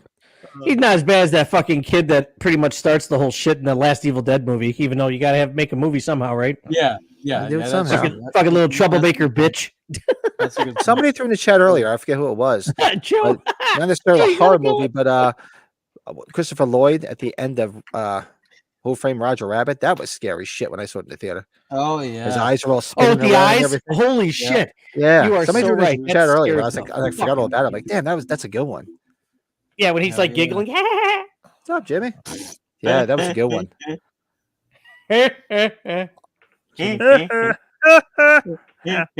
Cool. So that's our top 10. So what else we got on this fine evening? What else are we doing? I forgot. Holy shit. Food and horror. Oh god, Oh, I got a you know lot what? more on. I got a lot more on that than anything Let's else. do our quick. Since you missed items in our collection. Let's do breadies real quick. Oh yeah, shit. Good call. Well, that's the We went beer. through ours. I drank that earlier. That's Looks orange like, shandy. looks like juice. Pure orange juice. Orange juice sand. Orange shandy. It was good. He was having That a was- mimosa. That was A from that mimosa. brewery where Halloween Ends was shot there, and Savannah. So. Oh, You got the Rue thank Morgue you, Pat. puzzle? Yes, you remind me about that Rue Morgue puzzle, and sure enough, I was able to find one.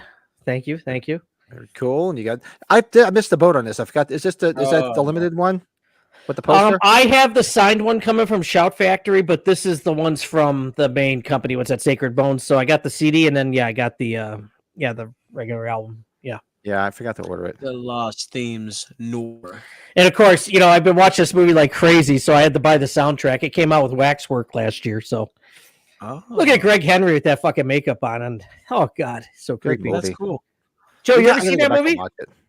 No, I never have. Body Double. Oh, Body Double. It's a It's- good movie. It's a sleeper Brian De Palma film, and you're a Scarface guy, and you're Carlito's Way guy, De Palma baby. Ooh, I liked me some De Palma. Oh, the guy from Nightmare 3 is in there. Craig Wasson, Melanie Griffin. That's the only other movie I know him in. Yeah. Yep. Yeah, That's the only. all Yeah, right. exactly. Barbara I got, Crampton was in it. What? One scene, and she's naked in it. exactly. I definitely have to watch this movie. Jesus. Yeah, I don't know if Mary Beth don't like there's a lot of nudity in that movie, and there's some stuff that happens to women in it, not like bad, like murderous stuff, not like anything sexually. Not like spit on your grave stuff. Yeah, not like spit on your grave stuff, but murderous stuff with. There's a women, big so. killer killer. Yeah. I think I sent you guys the link. This guy that's not too far from me, that I think he was in the Slaughtered Lamb group, like worked at a theater or something. He had a whole bunch of unused Freddy's Dead 3D glasses, so I bought a pair from him. Oh, badass. Those are the ones that were issued at the theater. I was like, oh man, I'll buy a pair. That's pretty fucking cool, OG, though. huh? That's cool, dude. Yeah. I think I sent you the link, Joe. I don't know. Maybe I thought I did, but no. You did, brother. Those are actually look pretty cool. They got the Yeah. little promo like pull tabs on them. Barg's too. root beer. Yeah. Well, That's Pat, you and I cool. were at Chiller last week. I got Carl, the janitor, to sign it on the bottom left. He was there. I don't know, Pat. You and I weren't there. I don't know. Was that when you were walking around, probably the vendors, when I got it signed? Yeah, I must have been walking around because I knew he was there, but I wasn't there when he did your poster. I must have been walking around. Yeah, and I mailed in to get Judd Nelson and Molly Ringwald, and Emilio Estevez, but I got Ali Sheedy and Anthony Michael Hall in person. So yeah, that's pretty much like a full poster because there isn't too many other people in that movie. So Very cool. Very nice. Very nice. Yeah. Iconic film, doggy. Very nice. Yes, indeed. See what Thank you. saying. Oh yeah, Body Double. It's a sleeper, guys. It's Yeah, Body Double's a good one. Yeah, it's definitely a sleeper. It's one I haven't seen on in a long time either. I've been I pretty don't know. annoying with Pat about it recently because I've watched it a ton of times recently. I don't know why. Dress to Kill Yeah, is a it's good good. one too, man. Dress to Kill is awesome. I love that. That's kind of like that one goes side by side with this movie. That's a great I think. shower scene in there too. Although it's not really Angie Dickinson. But the thing with Body Double, that's Melanie Griffith's one of her first movies, and she's naked in it. So Nothing wrong with I that. don't think Melanie Griffith did. I don't think Melanie Griffith done too much when it comes to the nakedness stuff. I like Prom Night too. Hello, Mary Lou. It's got some good full frontal in it. Did we talk about that, Joe? I had no idea. Besides Melanie Griffith, she was married to Banderas, Don Johnson, but she was married to Stephen Bauer. Oh, really? What? Yeah. The shit? I didn't realize she married Don Johnson twice. She gets around. Yeah. That's pretty funny. I like that. That's true, Slasher. That's- If I never put that together, original Prom Night is basically a precursor to I Know What You Did Last Summer because it involves three youngsters who keep an incident secret. They're all stalked by a vengeful killer. You know, Pat, This is we true. might have to watch Prom Night again soon. We're kind of in prom season, are we? That might not be. Yeah, my daughter's prom is in 2 weeks, so maybe You know what? so Maybe we should look into that. I haven't seen that in a long time. I would probably watch it then if we were going to do a watch along. for sure. Jamie Lee, Steve. right? Leslie Nielsen. Super sexy. I can definitely do that. So yeah, so that is our top 10. And that's about Brady's stuff. So let's see what else we got on here for this fine evening. We could do our movie review. So we're continuing with the Friday the 13th. Like we said, we'll just do that. So it'll be easy for me to do on location. I could just bring my thumb drive. So we're doing a Sounds like a movie good review tonight of Friday the 13th, Part 8, Jason Takes Manhattan. So let's do a movie review.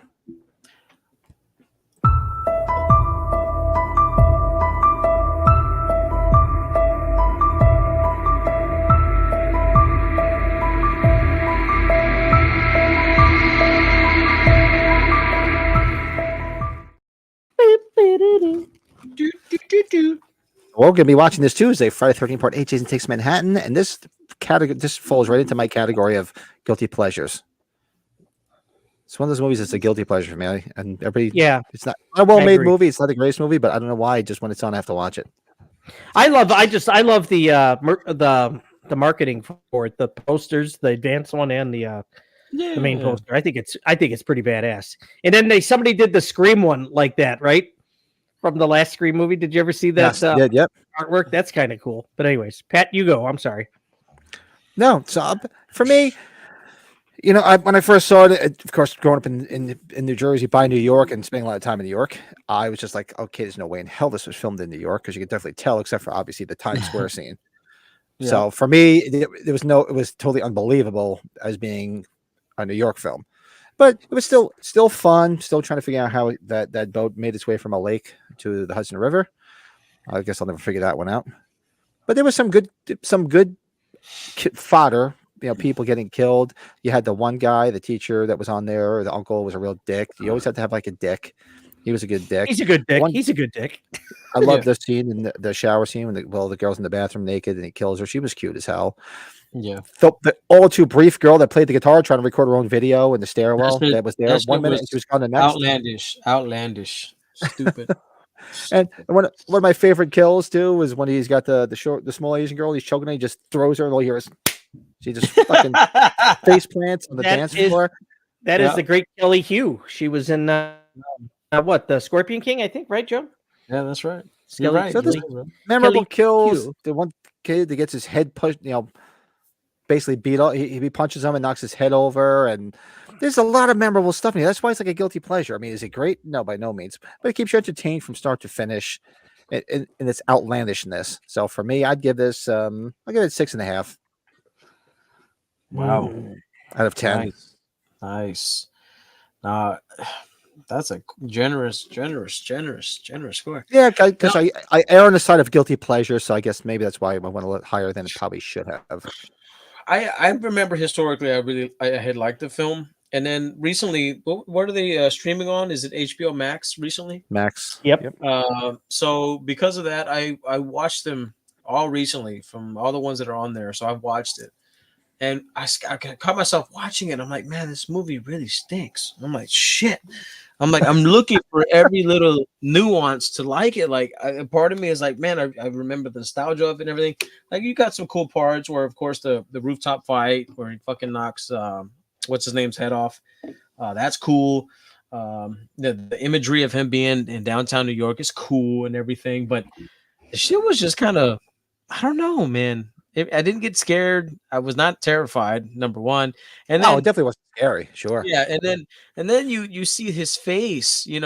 Like that fucking funky ass face that he had. The fucking like that was the worst portrayal. He threw acid on him, and he's like all fucked up. Yeah, that's the worst fucking unmasked Jason Voorhees of all time. I'm saying that right now. But yeah, it was. I mean, so overall, I'll stop bashing it. I'll give it a 4 out of 10. 4 out of 10 sushis. I just like him like this. Oh, remember that? Yeah. He's got his fist. He's like, And then you see baby Jason there, the little boy, like, what the fuck? What are we doing here? What is that was a bit strange. I do like that song though at the beginning. Pat, do we know who sings that? But I like that song. Oh, we should look it up. Yeah, I don't know. This is the longest running Jason running time. Can you believe that? I totally forgot This about in the that. house too. Look at that. That's a damn. Hi, that's a Travis. What's damn going on, bud? fucking- So he's eating a big Yeah. bag of pretzel M&Ms the whole time I Joe. watched it. And at the part with them boxing on the roof, I ran into the bathroom and threw up. Dude, I laughed so hard even at 8 years old when I first saw him knock his head off. I thought that was hysterical. That was great. Because you were anticipating because you saw him boxing on the ship, right? You're like, oh man, you know Yes. this guy's gearing up for Jason. There's going to be some good shit happening here. Nah, I did like the blackmail scene, you know, where she's in there all sexy Oh, looking, yeah. and you know what I mean, With her robe. yeah, that. Yeah, he was that, hitting on her. Yep. And then Jason pretty much rips it off of her and she falls into the mirror, I think, right? yeah, yes, that's right. Cute girl, but yeah, she doesn't make it. How about the rock star chick though, right? She's pretty Yeah. cool. She was just there and gone. Yeah, Yeah, it's weird when the Kelly Hugh gets it on the dance floor, right? Like with all the music playing. That was kind of weird, wasn't it? Yeah, that was. yeah. The one of the first kills where he stabs him with that, I guess that gun. What do you call it? With the spear gun. I always thought growing up that was intestines, and somebody put out a video saying that it was part of the gun. Remember when it's all The bloody gun. and I thought it was Yeah. intestines when I was a kid too. yeah, that's what I Yeah. thought. So that was cool. To as we've gotten older, that was debunked. So I thought that was kind of cool. I was And like, "Oh, she that's thought the girlfriend thought that she hid pretty well on Jason. Jason knows better where to find cool." She's you. like, fucking sitting duck, dude. Just Yeah. bitch doesn't even move, bro. You don't even try to maneuver. Fucking hey, you can't catch me. You know the bitch is just fucking standing there. Hey, where was Laura Park Lincoln's dad? Wasn't he hanging out with him in underwater? What happened to him? Oh my god, this Is there a movie is deleted, just is this true? Deleted scene from Jason Goes to Hell where the reporter asked Duke how Jason got back from Manhattan, and Duke says, "Easy, he walked." Oh, I don't know. Might be. I don't have any of the behind the scenes stuff. I'm like with Pat. I always liked this just because I thought it was so different, and it's definitely not one of the better of the bunch. yeah. I give this a 6. I had a lot of fun watching this. This is memories for me. This is the first autograph I ever got in a poster. I had Kane Hodder signed the "I Love New York," which I should have made that my collectible spotlight, Pat. I don't know what I was thinking. Fired. Probably- yeah, but that was the first one of the first autographs I ever got, and I love that poster. I like the main one too, but yeah, I give this a 6. It's silly, but what Friday the 13th isn't, right? It's just They became all the movies. The more they progressed, except for Halloween, got more and more comedic. I mean, Halloween did have a little. It is comedic funny things when here he and knocks there. the gangbangers box messed up and he lifts his mask up. We're cool. That Yeah, part's yeah. funny. Well, the thing that the costume changed too. Like I liked the previous movie's costume. You know, you saw like the bareback and you saw like all that stuff, and then he's got new attire now. You know what I'm saying? Like he's like where the fuck did that come from? Like I don't know if y'all like the slimy look of Jason. Like he had this constant like slimy sheen throughout the entire fucking movie, even when he's just walking around. You know, Yeah, when downtown he's New been York. out of the water for a while, right? Yeah, I was like, what is this? What is this? Like this. Did you- fucking- I Did remember. you guys this ever see the trailer. teaser trailer? Yeah, the ones is that the ones that Slasher Fred's talking about, where they're standing looking over at the Manhattan skyline. Yep, Yep. Yeah, Slasher Fred. That's a great teaser trailer. that's real good. That's a teaser trailer that probably when Darren and Frank were talking about teasers, I wonder if somebody brought that up because that's a good teaser. For real. All right, I'm just Tim, you keep teasing us with the book that you're writing that shit. I want to know what this book is that you're writing that shit. There you go. It involves Girl Scouts, and the other is a drastic reboot of the only script I wrote. I love every time he Girl says, Scouts. writing 2 books. One is shit. One is shit. Okay, I mean, Crown Royal's back. Anytime you have Jason Voorhees on a fucking train, okay, there's gonna be problems. Gene gives it a Like, 6. Yeah. Like He's snakes on a plane, Jason on a plane. yeah, it's just like Jason was just I thought it was funny when he was walking down the, on the train and he fucking just shoulder shrugs the dog shit out of that girl. Yeah. He didn't give a fuck. He was just walking there. Boo! The bitch just goes flying. I was Yeah. like, Boom. Jason, you're a dick, bro. I love it. Oh my god. Was it? Remember when he goes walking through the diner? That whole scene's pretty good too, right? Remember that when he's chasing after him? Fuck yeah, love it, man. I mean, but it's shite, so so yeah. good. It's so bad, but I don't know. So we'll be watching it on Tuesday night. Everybody, tune in and watch along with us. We'll be having a lot of fun chatting that. Pat takes Detroit on Tuesday. Yeah, exactly. I'll be doing it via satellite from Detroit. Do me a Rock favor. City. Find Axel Foley. I'd like him to attend. Yeah, Ahmed Foley. Don't be stupid. Yes, Bill, he hate this, huh? Okay, sorry. What? Oh, he hates it, huh? 4 out of 10. I hate this movie, but the poster kicks ass, and I dig the song in the opening credits. Yeah, see? That's right. I love the part where the two main protagonists run to the cafe and they tell the waitress that there was a maniac. Without the song, it's a minus 4 points. Yeah, so keep throw your score in the chat. If not, throw them in the comments afterwards, and come join us on Tuesday night as we watch it. And if you don't own it, it's streaming on Max. Yes, indeed. Pat, did Joe hear about you and I trolling the all the good names are taken the other night? Did you see Friday night? So we did the watch long, and I said, "Oh, Agnet guys wrong." I said, "Let's get off and go over, hang out there." And I'm like, "Come on, let's both join. We'll join their thing at the same time." They're like, "What the fuck?" Pat joined. Holy shit, Brett just joined. It's funny. I'm like, awesome. Dude, we'll do it at the same time. They're like, "Oh, hell's frozen over these rich guys and their collectibles and some shit like that," right? That's awesome. That's awesome. Yeah, we thought it'd be fun. Shout out to those guys. It was good. We had a fun time Friday night. Yeah. Good Oh shit. yeah. And we have to keep saying it, but we have to work on our Porky's watch along one of these days with them. Oh, dude, we got that's a good movie, man. That's right, Bill. We did talk about that then, right? The song. Yeah. We've always I gotta download that song somehow. Joe, can we get that song somewhere? Do you know? So the book that shit is a troop of undead deadline Girl Scouts, and the other book is about an incredibly violent ghost haunting. What's your next convention, Joe? Is it Texas Frightmare? Or sounds interesting. It doesn't sound like shit. It is, bro. Did you get a hotel room and shit? Is that what you did? You best believe. Oh, okay. For which one? Texas Frightmare. I was just asking what his next convention was. I'm sorry. I'm going all over the place. I'm so sorry. You go that way. I do. He does. He goes. I'm just stressed out. I'm just stressed out and mad. I'm sorry. I don't blame you. That shit's crazy Can't shit. take it anymore. Okay, just can't take it. Well, I told you about the time that the grease fire started, right?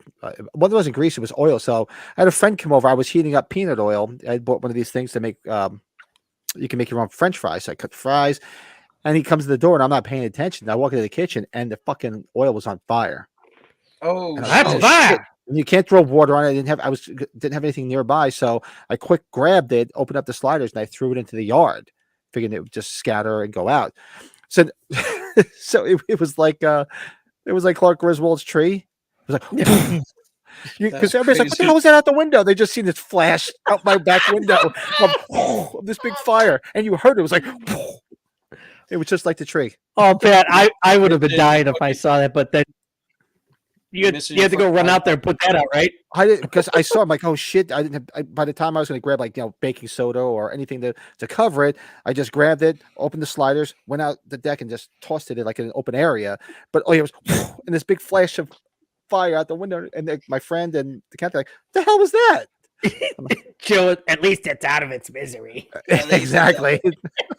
What's up, neighbor Reno? I got my neighbor in the house. What up, bro? Neighbors in the house. I haven't seen that Frostbite. in a while. I haven't talked to you in a bit. How are you? In a minute.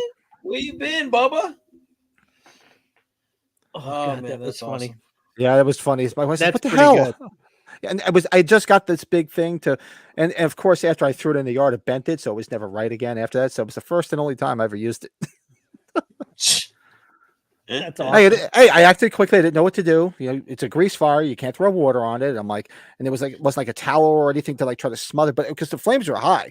Luckily, it was right by my right above the stove, the microwave, so it's metal. Yeah. So just as I came in, I saw it just about to touch the metal, and I grabbed it. I'm like, what the fuck am I gonna do? Just open the sliders and it was my magic trick.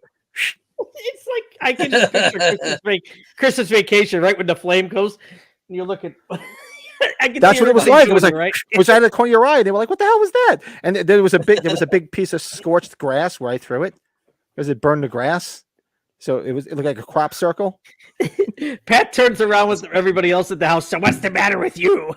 What's the matter? What's the matter with you? Pat, only and you're a cigar guy. Only if you have the cigar in your mouth doing that, right? Yeah. Why do you look at that?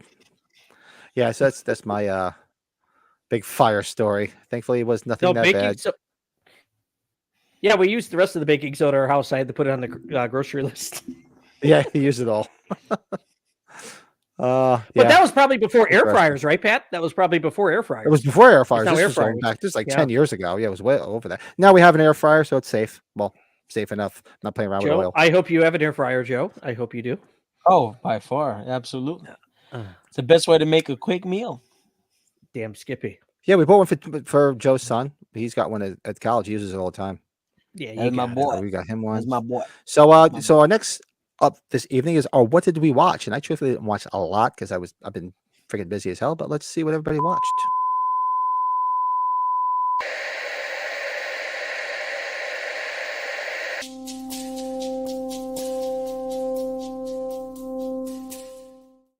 What did you watch? What the hell did you watch? What did you watch this week? What is that? The Nickelodeon show? I haven't watched anything. Summers, baby. That's right. The only stuff that I what would watched. you The only stuff I have on my list that we watched is the stuff I watched with everybody here. I watched The New Blood last Tuesday, and I watched Tales from the Dark Side Friday. I literally have not watched anything else. I've been so busy. You are a what I watched. disgrace. Joe, know. you need to get the Tales from the Dark Side set and watch this. It's fun. I am know. absolutely I should. Horrible.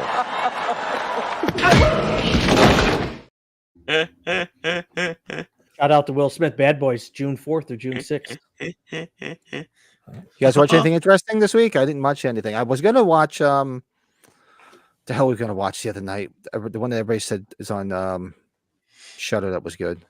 Fuck The one yeah. after we had our cigar. What I the watched hell? the Pop-Tart movie.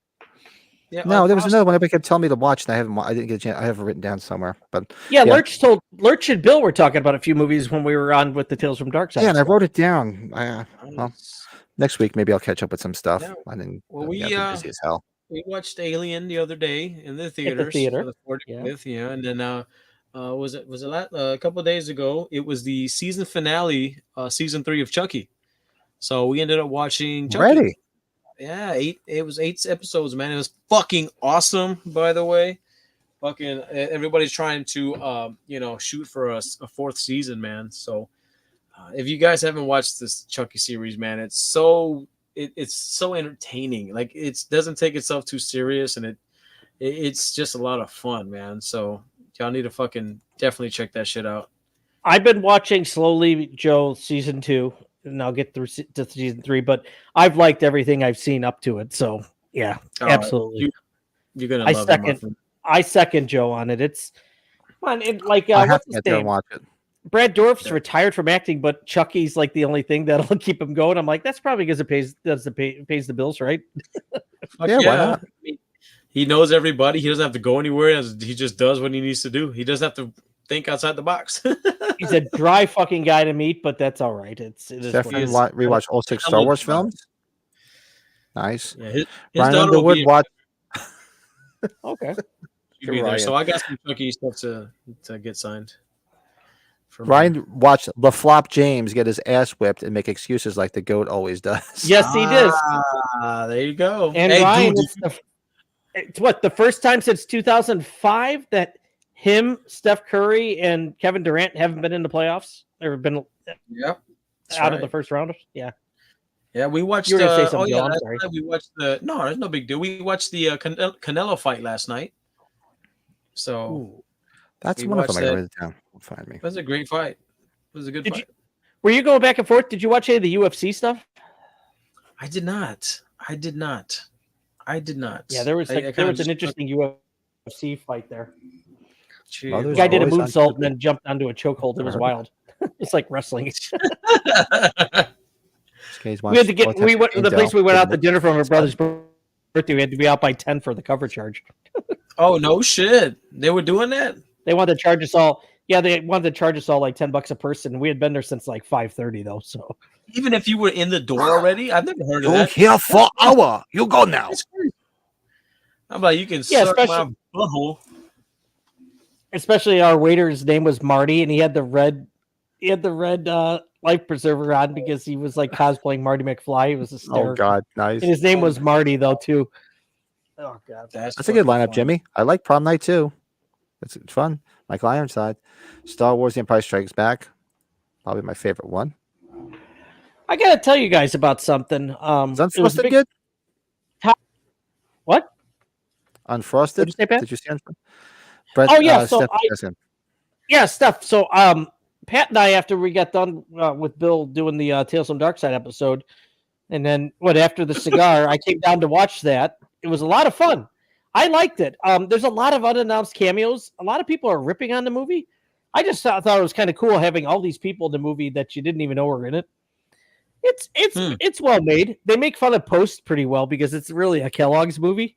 And I had no idea. Maybe you guys did. I didn't know Kellogg's and Post were in the same town of Battle Creek, Michigan. So they've been competing for like decades. Yeah. Seinfeld High. I gotta watch that. That sounds interesting. We watched some of it, but we fell asleep. Yeah, it's. I'd say it's worth watching just to get through all the cameos. I guess is the best way to say it. Yeah, I liked Ed Saw up until that point. I'll wait for Colin's list. You watched The Haunting of 63, The Land of Saints and Sinners, The Pledge, Manhunter, couple of Alice Cooper documentaries, Captain Clegg, good movie, and I love the band, and Dead of Night. Very nice. You ever want to know what to watch? Just follow Colin. He's got a lot of good recommendations. I'm stupid. Last week you mentioned something about watching The Burning. Yeah, we were talking about The Burning or some shit. I watched The Burning. Did you watch it? It's on. Is it Prime or something? It's on somewhere. I think it's on Prime, Joe. Yeah. Is it the first time you saw it? Well, it's the first time I've seen it in a long time. Like long time. And I love that movie. Dude, it was fucking badass, dude. It was fucking badass. I watched The Burning. I enjoyed that movie. It was soon after we had talked about it. That's why I forgot about it, because it was early. It was early on in the week.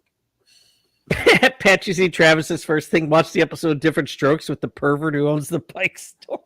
Sorry. Travis. And the sad thing is I know exactly what he's talking about because I saw that episode. I watched a lot of Different Strokes in the day when I was a kid. That was of my age group, Different Strokes. Oh God, that's good. Yeah, I do remember that. Then they have the whole talk about, kids and the child molesters and stuff. Oh, I remember those days. They had what was the episode of Different Strokes when Nancy Reagan was on? I don't know. Was it about drugs? It must have been about drugs. You know what I gotta watch, Joe? I just saw who said something to me. It wasn't they were talking about the movie, but the word Empire of John Leguizamo. I gotta watch that movie again. I remember liking that movie. Did you ever see that? No, I had not. Oh shit. Oh, I'm not here. Hold on my call. It's my boss, fellas. I'm gonna have to call you. I'll be back. Yeah. Oh yeah, go take it. All right. Uh-oh. The boss is calling. That can't be good. Now we elect child molesters. Right. Scary. Right? Back in the day, they were trying to stop it. Now we just elected them. Yes, that's right. The one was, I remember Nancy Reagan being on it. Was about drugs. Because I think somebody offered Arnold and, what the hell was his friend's name in it? The one that was in Friday Part 5. Reggie the Good night, Travis. Take care, bud. I forget. Travis, thanks for popping in, man. Good to see you. Start the car, motherfucker. Start the car, motherfucker. What the hell was his name? His best friend. His best friend. I remember the one bully. His name was the Gooch.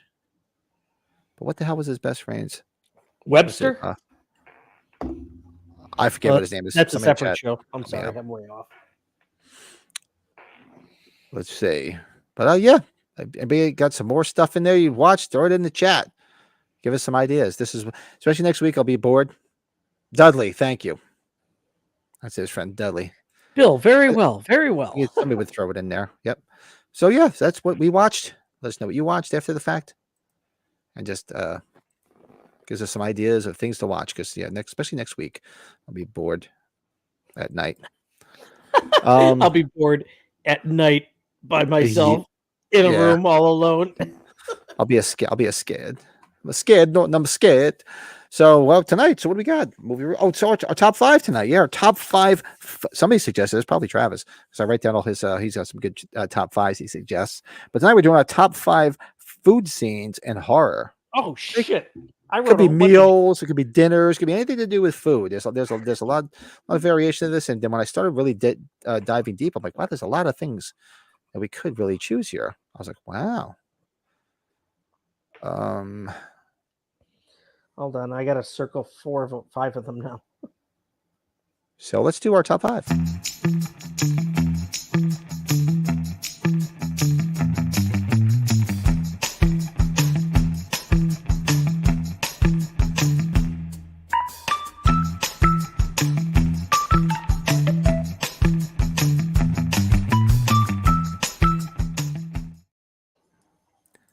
Yes, indeedio. And tonight, top 5 food scenes in horror. Now, it could be dinners, it could be anything to do with food. People eating. There's a lot of gross things we could pick too, and just thought there was a lot of meat on this bone. No pun intended. So we'll let Joe. Joe's dealing with his boss. Let him go deal with that stuff. So we can start, and he can just catch up. Joe, Brady's trying to cram his homework in right now. He's like, oh shit. This is the one I did. I did a whole bunch of them, actually. This is the one I had already had done. I just did do the top 5, so I circled my top 5.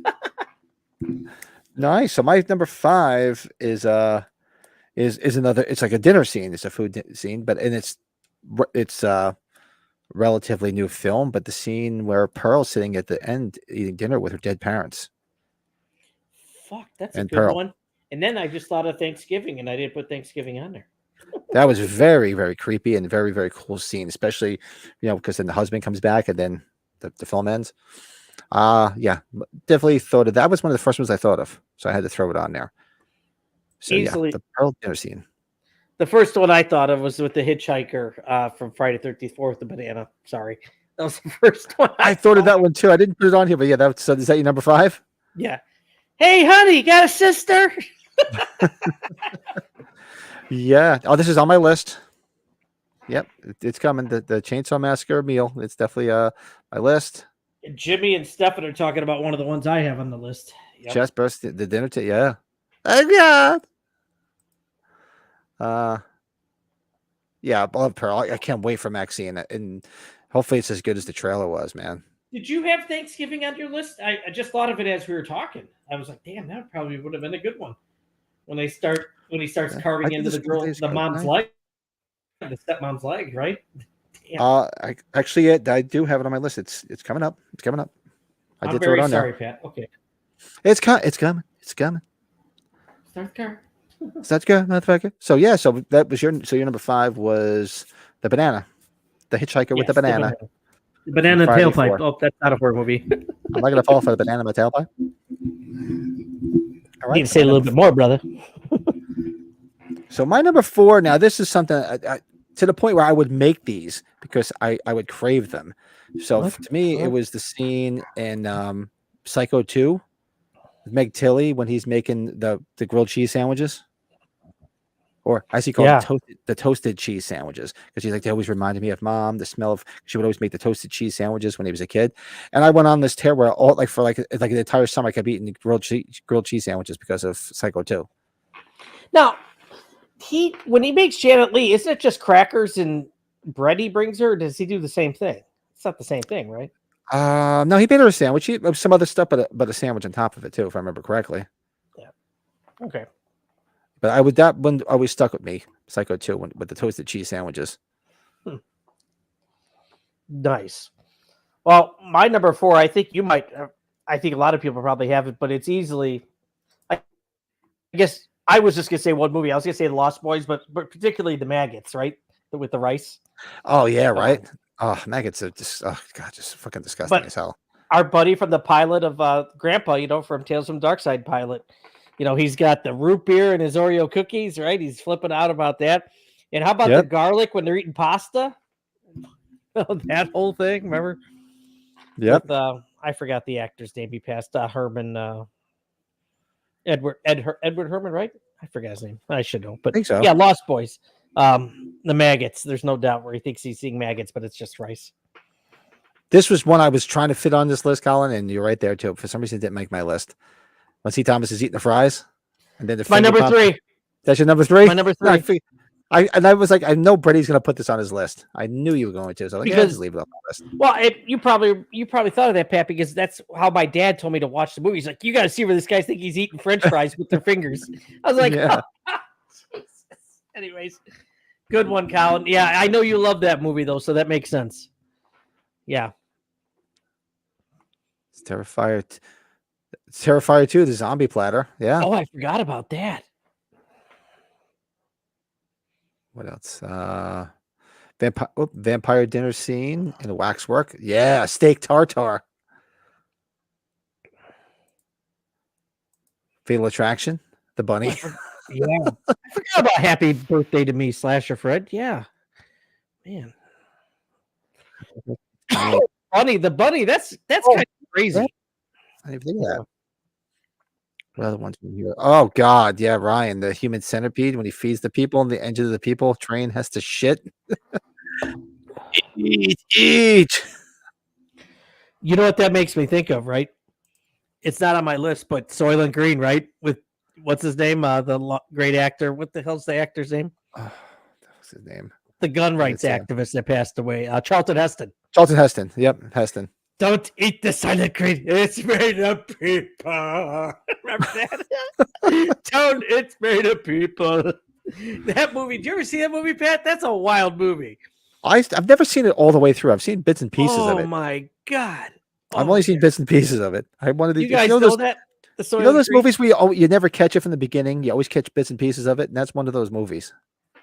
I remember he used to make fun of that shit. My dad would be like, dude, that's not funny. I was like, no, it's hysterical. He's crying. He's like, they're made of people. Sorry, man. So what are we at? Number 3, right? Yeah. Yeah. Did you say your number? No, you haven't yet. No, you said your number 3 was The Hitcher. Oh, yeah. The Hitcher. So we got to go back to you. Yes. So we'll go back to me. So my number 3 was you mentioned before, did anybody have any Rob Zombie on any of their lists? Well, I have Rob Zombie on this list, and it's the meal scene in 31. When they don't realize that they're eating their friend.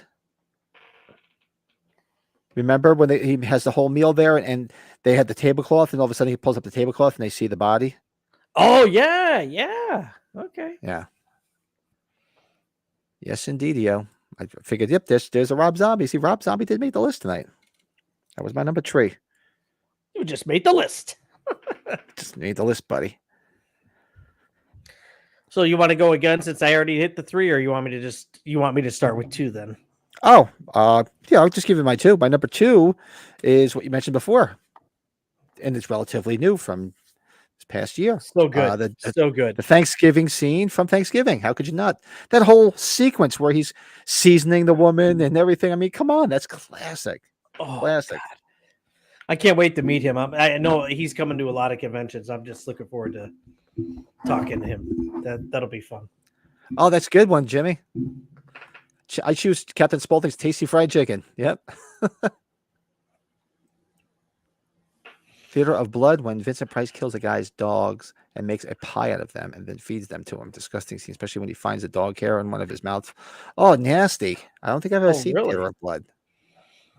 Nasty. Oh, that's just nasty.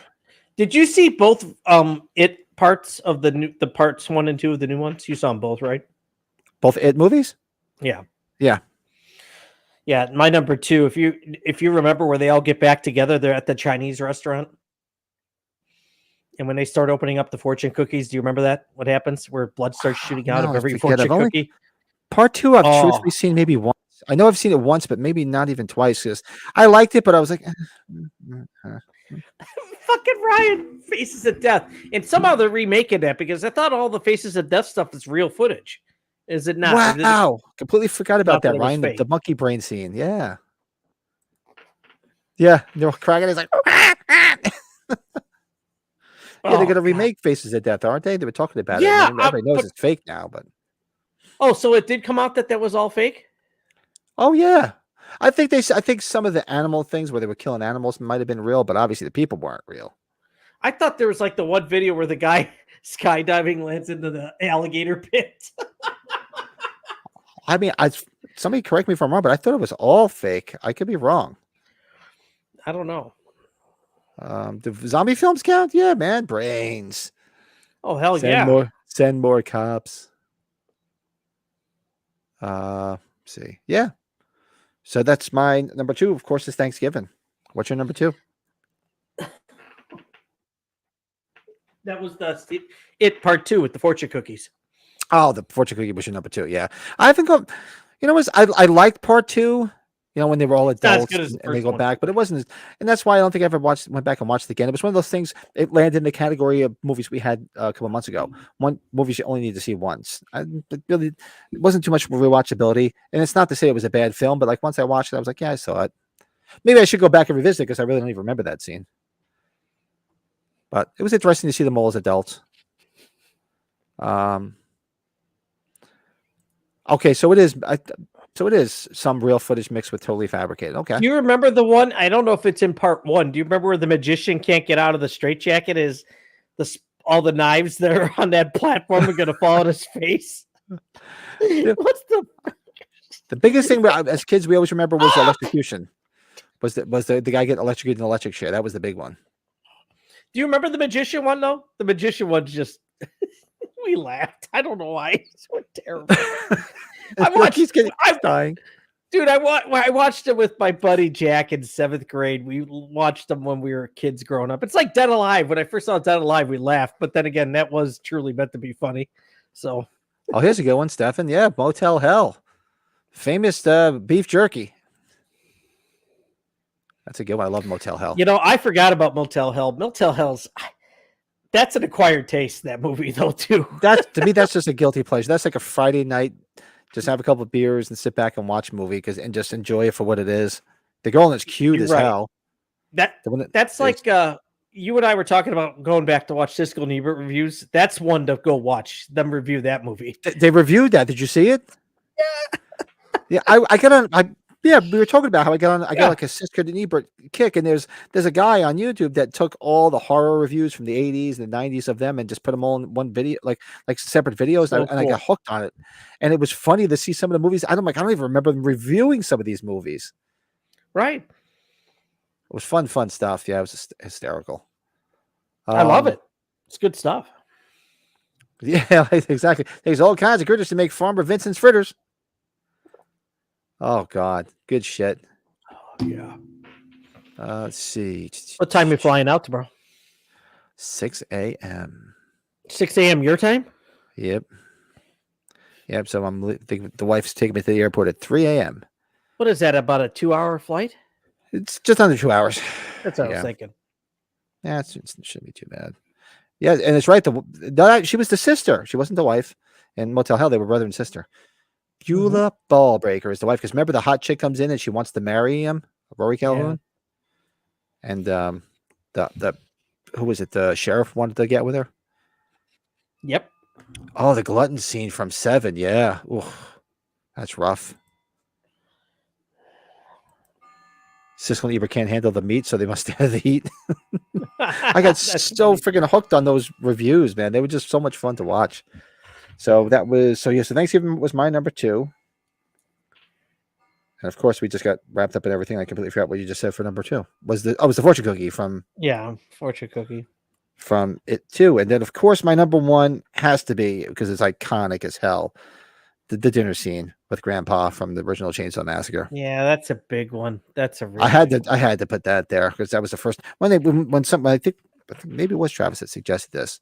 That was the first thing that came to mind was like that scene. So I had to put it there. Or who was it? Oh, Joe. Hope everything's all right. Joe had a bail. Hannibal. Oh, he do something in the chat here. Hold on. Oh, yep. Boss called him. He's got to go do something. So don't worry. So Joe's out for the night. Hannibal Lecter lets a little Chinese boy in the plane, and the movie tries some of the brain. That's. Oh yeah. Oh, what about when he's sitting there? Yeah, he put a private message in. He's yeah, to go. Hope everything's all right. What about in the movie Hannibal when he's eating Ray Liotta's brain? Oh God, that's a brutal one. That's another one. I'm trying to think of some other ones that are. Throw some more to chat, people. We got some time. We got the time. What do we got here? So we're at number.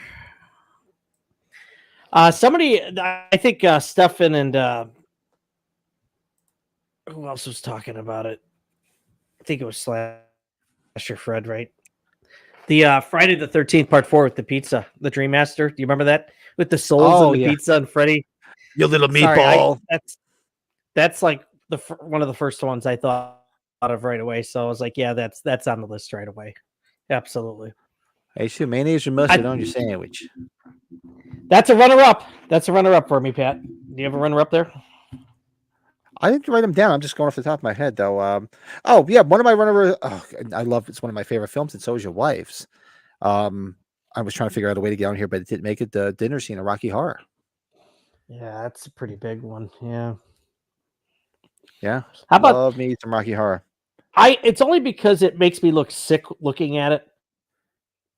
The Rob Zombie's Halloween 2, that pizza that they ordered. Remember how disgusting it looked terrible. The pizza. Yeah, right. When she barfs it up because he's eating the dog.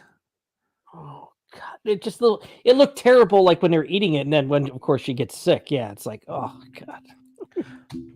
Oh, the 2018 the banh mi sandwich, the lunch scene with Christopher Nelson. That's pretty funny, Bill. That's good. Yeah.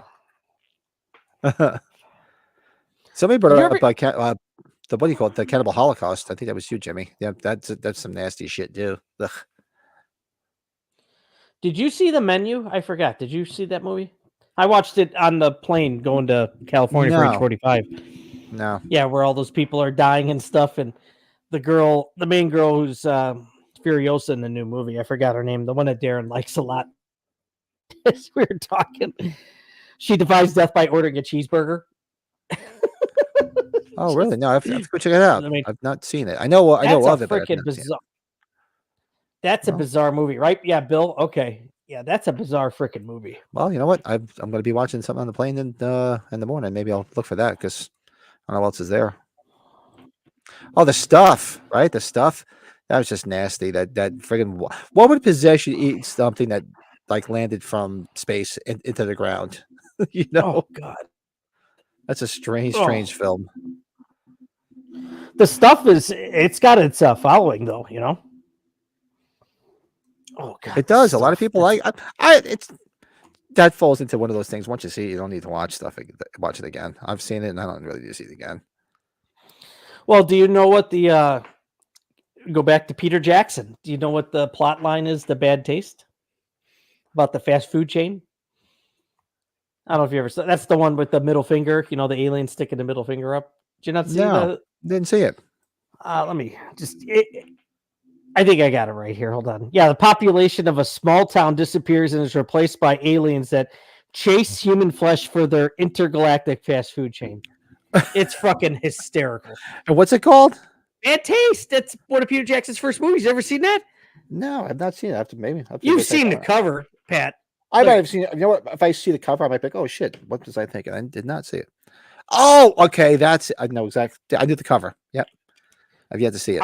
We could just fucking laugh about that movie where the one alien's like chasing after the one human and gets his arm stuck in the window and he rolls up the window on his arm, so he's stuck. The car finally starts and he goes, bye-bye. He starts driving away with his arm. Hold on. Oh yeah, right there. The hot dog scene in part 2. Yeah, when they're barbecuing. Oh, what about the Blob, right? The Blob ate everything. Of course. How can we not even throw that out there? That's right. The Blob, or how about what's his name in Friday 5 that gets killed because of his chocolate bar? The chocolate bar, part 5, yeah. Colin, near dark when Caleb buys a Hershey bar from the automat machine and bites into it, then throws up as he's turning into a vampire by that stage. Go on. when we were talking about every week, I think we mentioned Near Dark. We keep saying we're going to do a watch along. Yeah, these Near days. Dark, we got to do one.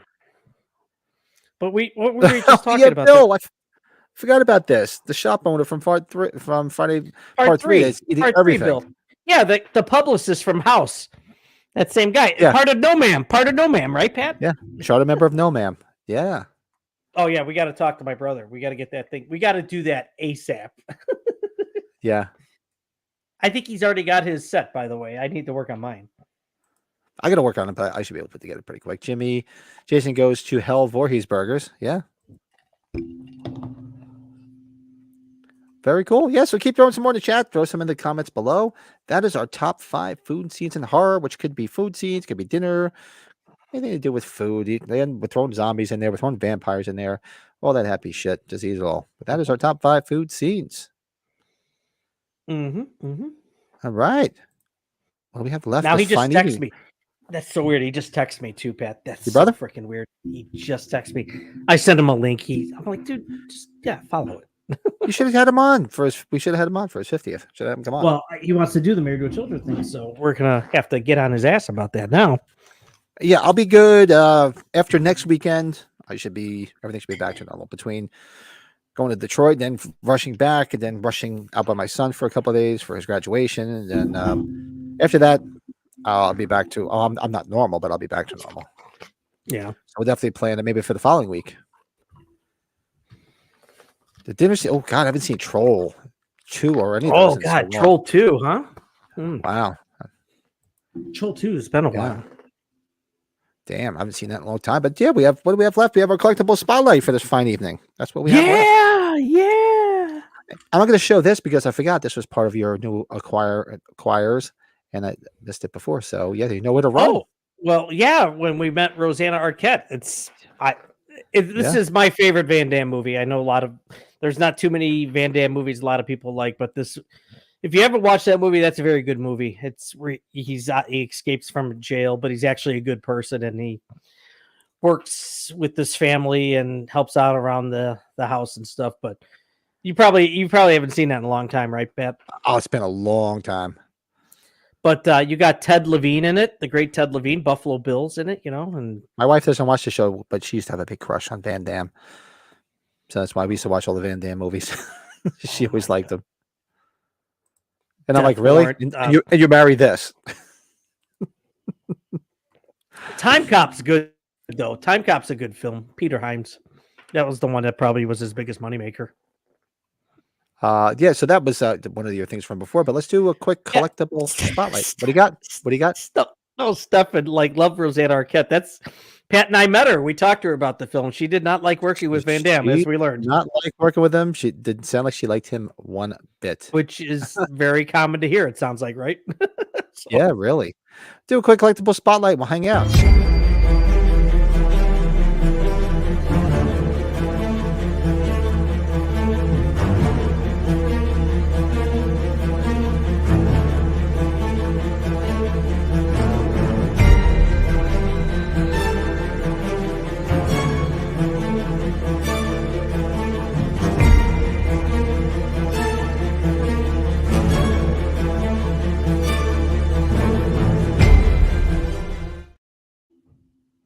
All right, tonight a collectible spotlight. So I threw this out there just simply because you can see the new items I got were the Australian H2 and 3s finally came in this week. So those were my new items. So I said, let me throw this up there, albeit they don't have an H2 version of this, which sucks. But the German lenticular H3. Yeah, beautiful.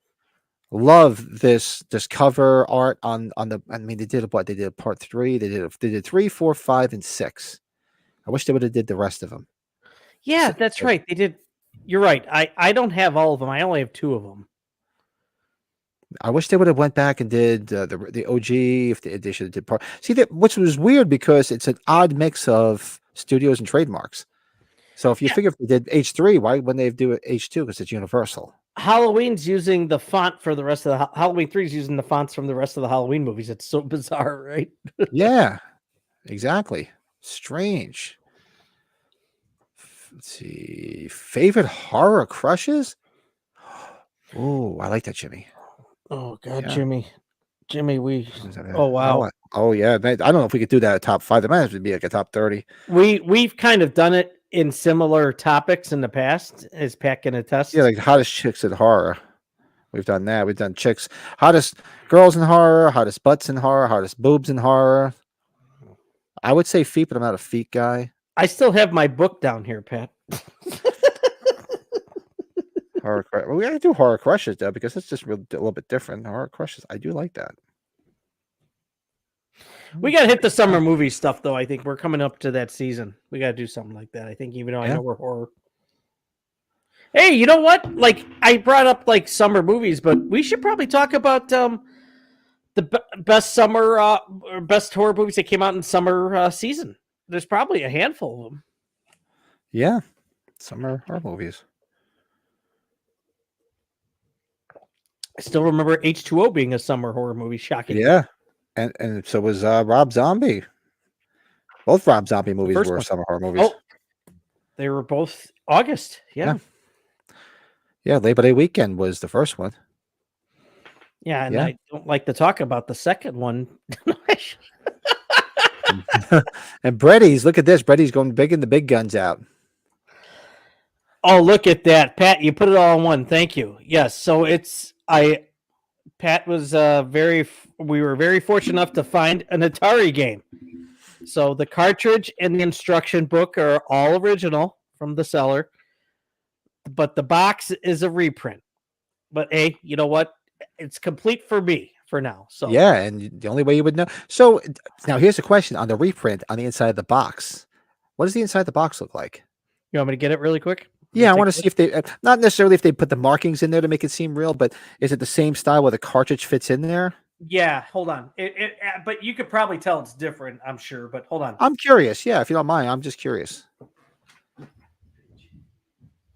Yeah, I'm just a little curious to see it.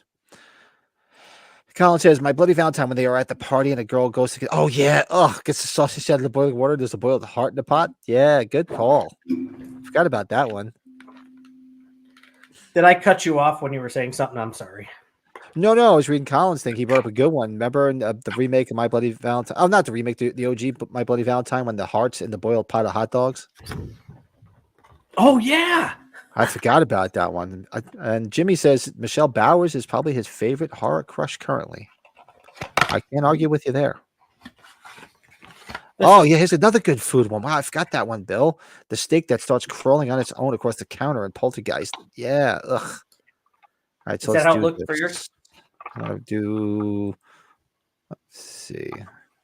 No. Okay. So they do make it different on the inside. Okay. They do. I was just curious if they went that far ahead. Okay, but still nice though. It's good packaging because at least it dresses it up. I don't know what the other one looked like, but we could talk about it later another time.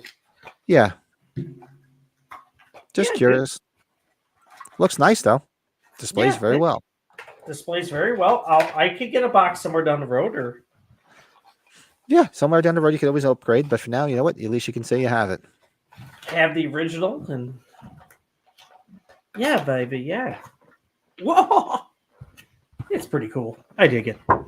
Yeah, it's a little tall, Pat, but oh well. I was trying to find the appropriate size box. I couldn't find the appropriate size, so this one's a little bit bigger. Well, as long as it it protects it. Yeah, Charles Band ran the company that put those out. Yeah, go watch my. For those who don't know, I did a collectible spotlight on this channel on the out Charles Band and whatnot, and I do so actually show the game. So go check it out. It was one of my collectible spotlights. You don't have a working 2600 though, do you? That I don't know. Because I found it online and you can talk about, and I was able, and so I screenshotted a bunch of the videos and not screenshot, downloaded them, put it up there and read the instruction book and like said, okay, this is how you do this. And then I put that part up there and you see like them killing and whatnot. Took a little bit of time, but it was fun to do. It's worth watching. A little full. A lot of sap. Oh. But yeah. So that is our collectible spotlights. I mean, Awesome, anybody's got anything they want to throw in the chat, anything cool you got in your collection, you can always share with us. You know what? And that would be a good way. If you guys want going forward, why don't you send us some stuff in your collections as a spotlight and we'll show them. Yeah, there's something that's a good point. Yeah. And we'll show it on the show. It'd be awesome. Yeah. if you send it in enough time, when we do our collectible spotlight, we'll throw it up there, something from your collection, and say who it's from. So don't be shy. We don't be bite shy. hard. Don't be hating. So look at that. Another episode where it's only 2 hours and 5 minutes. Yeah, that's why I wanted to start an hour early, because after this, I do have a couple of things to make sure I want to put the suitcase away, get everything going, and just wanted to make sure I got everything squared away with enough time. I don't think I'm going to get any sleep, to be honest with you. When I know I have to do something, I can't sleep, which it's totally screws me up. Commodore 64, we're talking about old games. Oh God, I had that. My favorite classic horror game is Friday the 13th, the game from 1983. Oh, yeah. I remember a friend had it on in television. But the other, there was Atari, there was the Halloween one, and then it was a Chainsaw Massacre one. The Chainsaw Massacre one is just as expensive. It's actually not as expensive as the Halloween, because Halloween people are obviously like us are much more crazy. But it's still up there. It's not cheap. Though. Yeah, it's still pricey. You're not going to get it cheap. And the Porky's game, that's right. Jimmy, how old are you? Are you of my age group? Because remember that there was a Porky's game. It's like, I got a new friend. Yeah, and another older person to hang out with. Yeah, I remember the Porky's game. Holy shit. That's what made Chiller Theater so well. It wasn't like overly young people. I was like, Pat, well, I'm doing pretty good. I'm like a kid here. And Pat's like, yeah, I'm like in the age group. It was a good mix. And you were pretty young too, though, for that group, though. You were pretty young. There was a lot of people older than me, so I did feel good. You go look at that Charo line. Oh my God, some dirty old people in that line. You know, there was a much older crowd when you count. When you count, but you see a lot of people in wheelchairs and a lot of people with walkers. Am I right? How much did you see of that there? We saw a few, right? It was because there was a much older crowd. There's a lot of people with walkers and wheelchairs and walking very, very slowly. So there's a much older crowd. And the part with that is when they have all those multiple rooms, that makes it difficult. That makes it rough, dude. Yeah, right? Especially with people with walkers, and you feel bad. You want to make room for them, and wheelchairs and mobile wheelchairs and whatnot. Oh, Jean said now. Jean, have a great night. This was awesome. You rock. Night. No, Jean rocks. She's awesome. Thanks for hanging. Thank you. I forgot to tell you, my brother loved that carpenter thing. So the carpenter map with all the carpenter maps. Yeah. Did he see Did he know what was coming? Did he watch the podcast? Nope, not at all. Oh, good. That was good. So he got that, and he got that artwork, that 24 by 12 artwork of the Wallace house that I have from that one artist. Oh, that's right. You got that other one. Yeah, so he was probably the artist was cool to sell me another one. I'm like, hey, it's for a gift, because they questioned it when I put it through, because it's only like one per person. I'm like, I don't know, Stefan. Was there a manual game? I don't think so. That's kind of wild if there was. If there was, that's pretty fucked up. There might have been. There was some strange shit back in the day, some games. There might have been. There was. You know, and it's a killer. We never got a good Escape from, well, we never really had one, but an Escape from New York game. The Escape from New York, the storyline is ideal to have a fucking video game, right? It's just... That's weird. OAP's hip replacement ailment spotlight just ran. Yeah. Seriously, am I right? How many people were in wheelchairs, motorized cars, like the motorized little scooters and everything? There's definitely a much older crowd. It was. What else is going on here? What about those old Leisure Suit Larry games? Right, I forgot about those. Holy shit. God. Oh my God, I forgot about those. Holy crap. Yeah, so that's everything for this fine evening. We'll do a couple quick shameless plugs. We'll get the hell out of Dodge. I'll go get some shit done. If you guys want to become a channel member, hit that link. I have it pinned at the top here.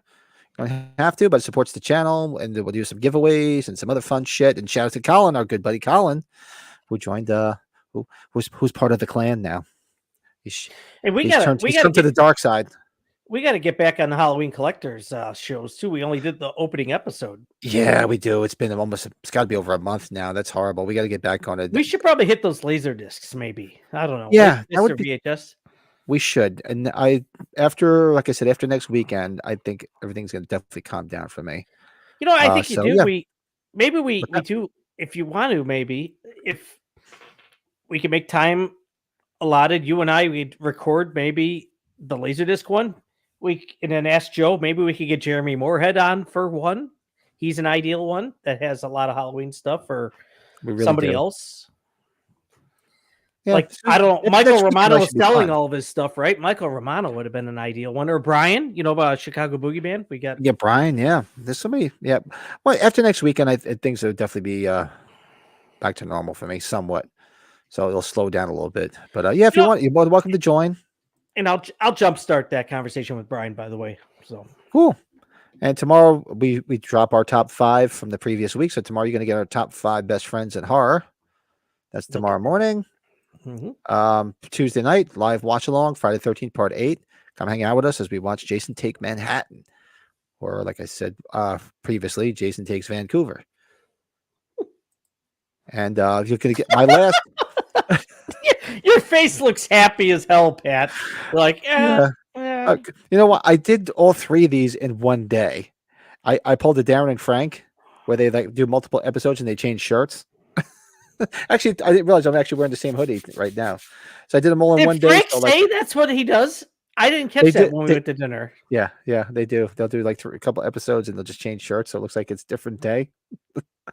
So I did all these in one day and I was all hopped up on energy drinks. And I think by the 3rd review, I was just crashing down.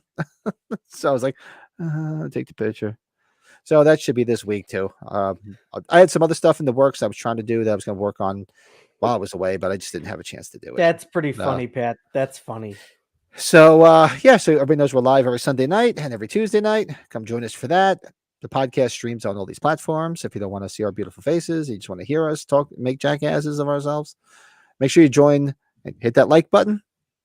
Everybody in the chat, do us a favor, hit that like button, smash that son of a bitch, and subscribe to the channel. Go check out that Horror Movie Podcast, the Facebook group. Go check it out. And Joe had to bail. Hope everything's all right. Go check out his channel. Him and MB put some good stuff out there. Fire blanket, Bill. And he's also got a Facebook group too. And that is all the shameless plugs. Let's check the chat and see what's going on. Good night, all. Safe travels. Pat, keep a fire. Yeah. The scary thing is I do have a fire extinguisher in the kitchen. Of course I do. But I was just like, when you see your dumbfounded, you know what the fuck to do with it. And the first thing my natural reflex was to get it out of the house. That's why I went right outside with it. Pat, you have to admit here, we seem to always have a couple people every week that we're just meeting or new people. This is great. Oh, this is awesome. Yeah, everybody come back. And we love hanging out and making jackasses of ourselves every week. You got to love it. I do it every few minutes. Are manual films still being made? I don't know, Pat. I don't know. I mean, I haven't seen, like I said, I don't know, but that was my first introduction to certain things, but that's just me. I'm going to tell you. Jesus. Oh, man. Yeah, join Jason Takes Manhattan, man. It'll be fun. Let's see what else is going on here. Man, playing. Good night, all safe. I'm just trying to check up on the chat before we head out. Christine game. Christine too, Colin. Yeah, good call, bud. Yeah. Well, we were at age 45 and Malik said they are working on a Halloween game, a new one. So I'm curious to see how that one's going to pan out. When are you seeing, Colin? When's that for Love Horror? October or September? I believe it's October. Yeah, it's October because it's a month before my anniversary. So we're actually going a month before our anniversary. So it'll be like a year later after seeing Darren. Yeah, right. So I'll be seeing Darren once every year, I guess. Brett at least once or twice a year. Yeah, Joe maybe. I don't know. Yeah. We'll have to sneak Joe in there, and Colin too, man. I'm gonna hang out with the man, the myth, the legend, Colin himself. That's gonna be fucking awesome. Yeah, it'd be awesome. Cool. All right, so let's get the hell out of Dodge. Hang out. We'll say our goodbyes after the fact. Thanks everybody for hanging out tonight with us, and we'll see everybody on Tuesday night for yes, my indeed. watch along of Friday 13th Part 8. Jason Takes Manhattan. So thanks for everybody for hanging out. Like, subscribe, comment, all that shit if you want. The link's at the top. It's pinned. If you want to join and become a channel member, help support the channel so you can do some more giveaways, some exclusive stuff. Shout out to Colin. Awesome that you joined our cult. And we'll see everybody on Tuesday night. All right, everybody. Have a good week. Night.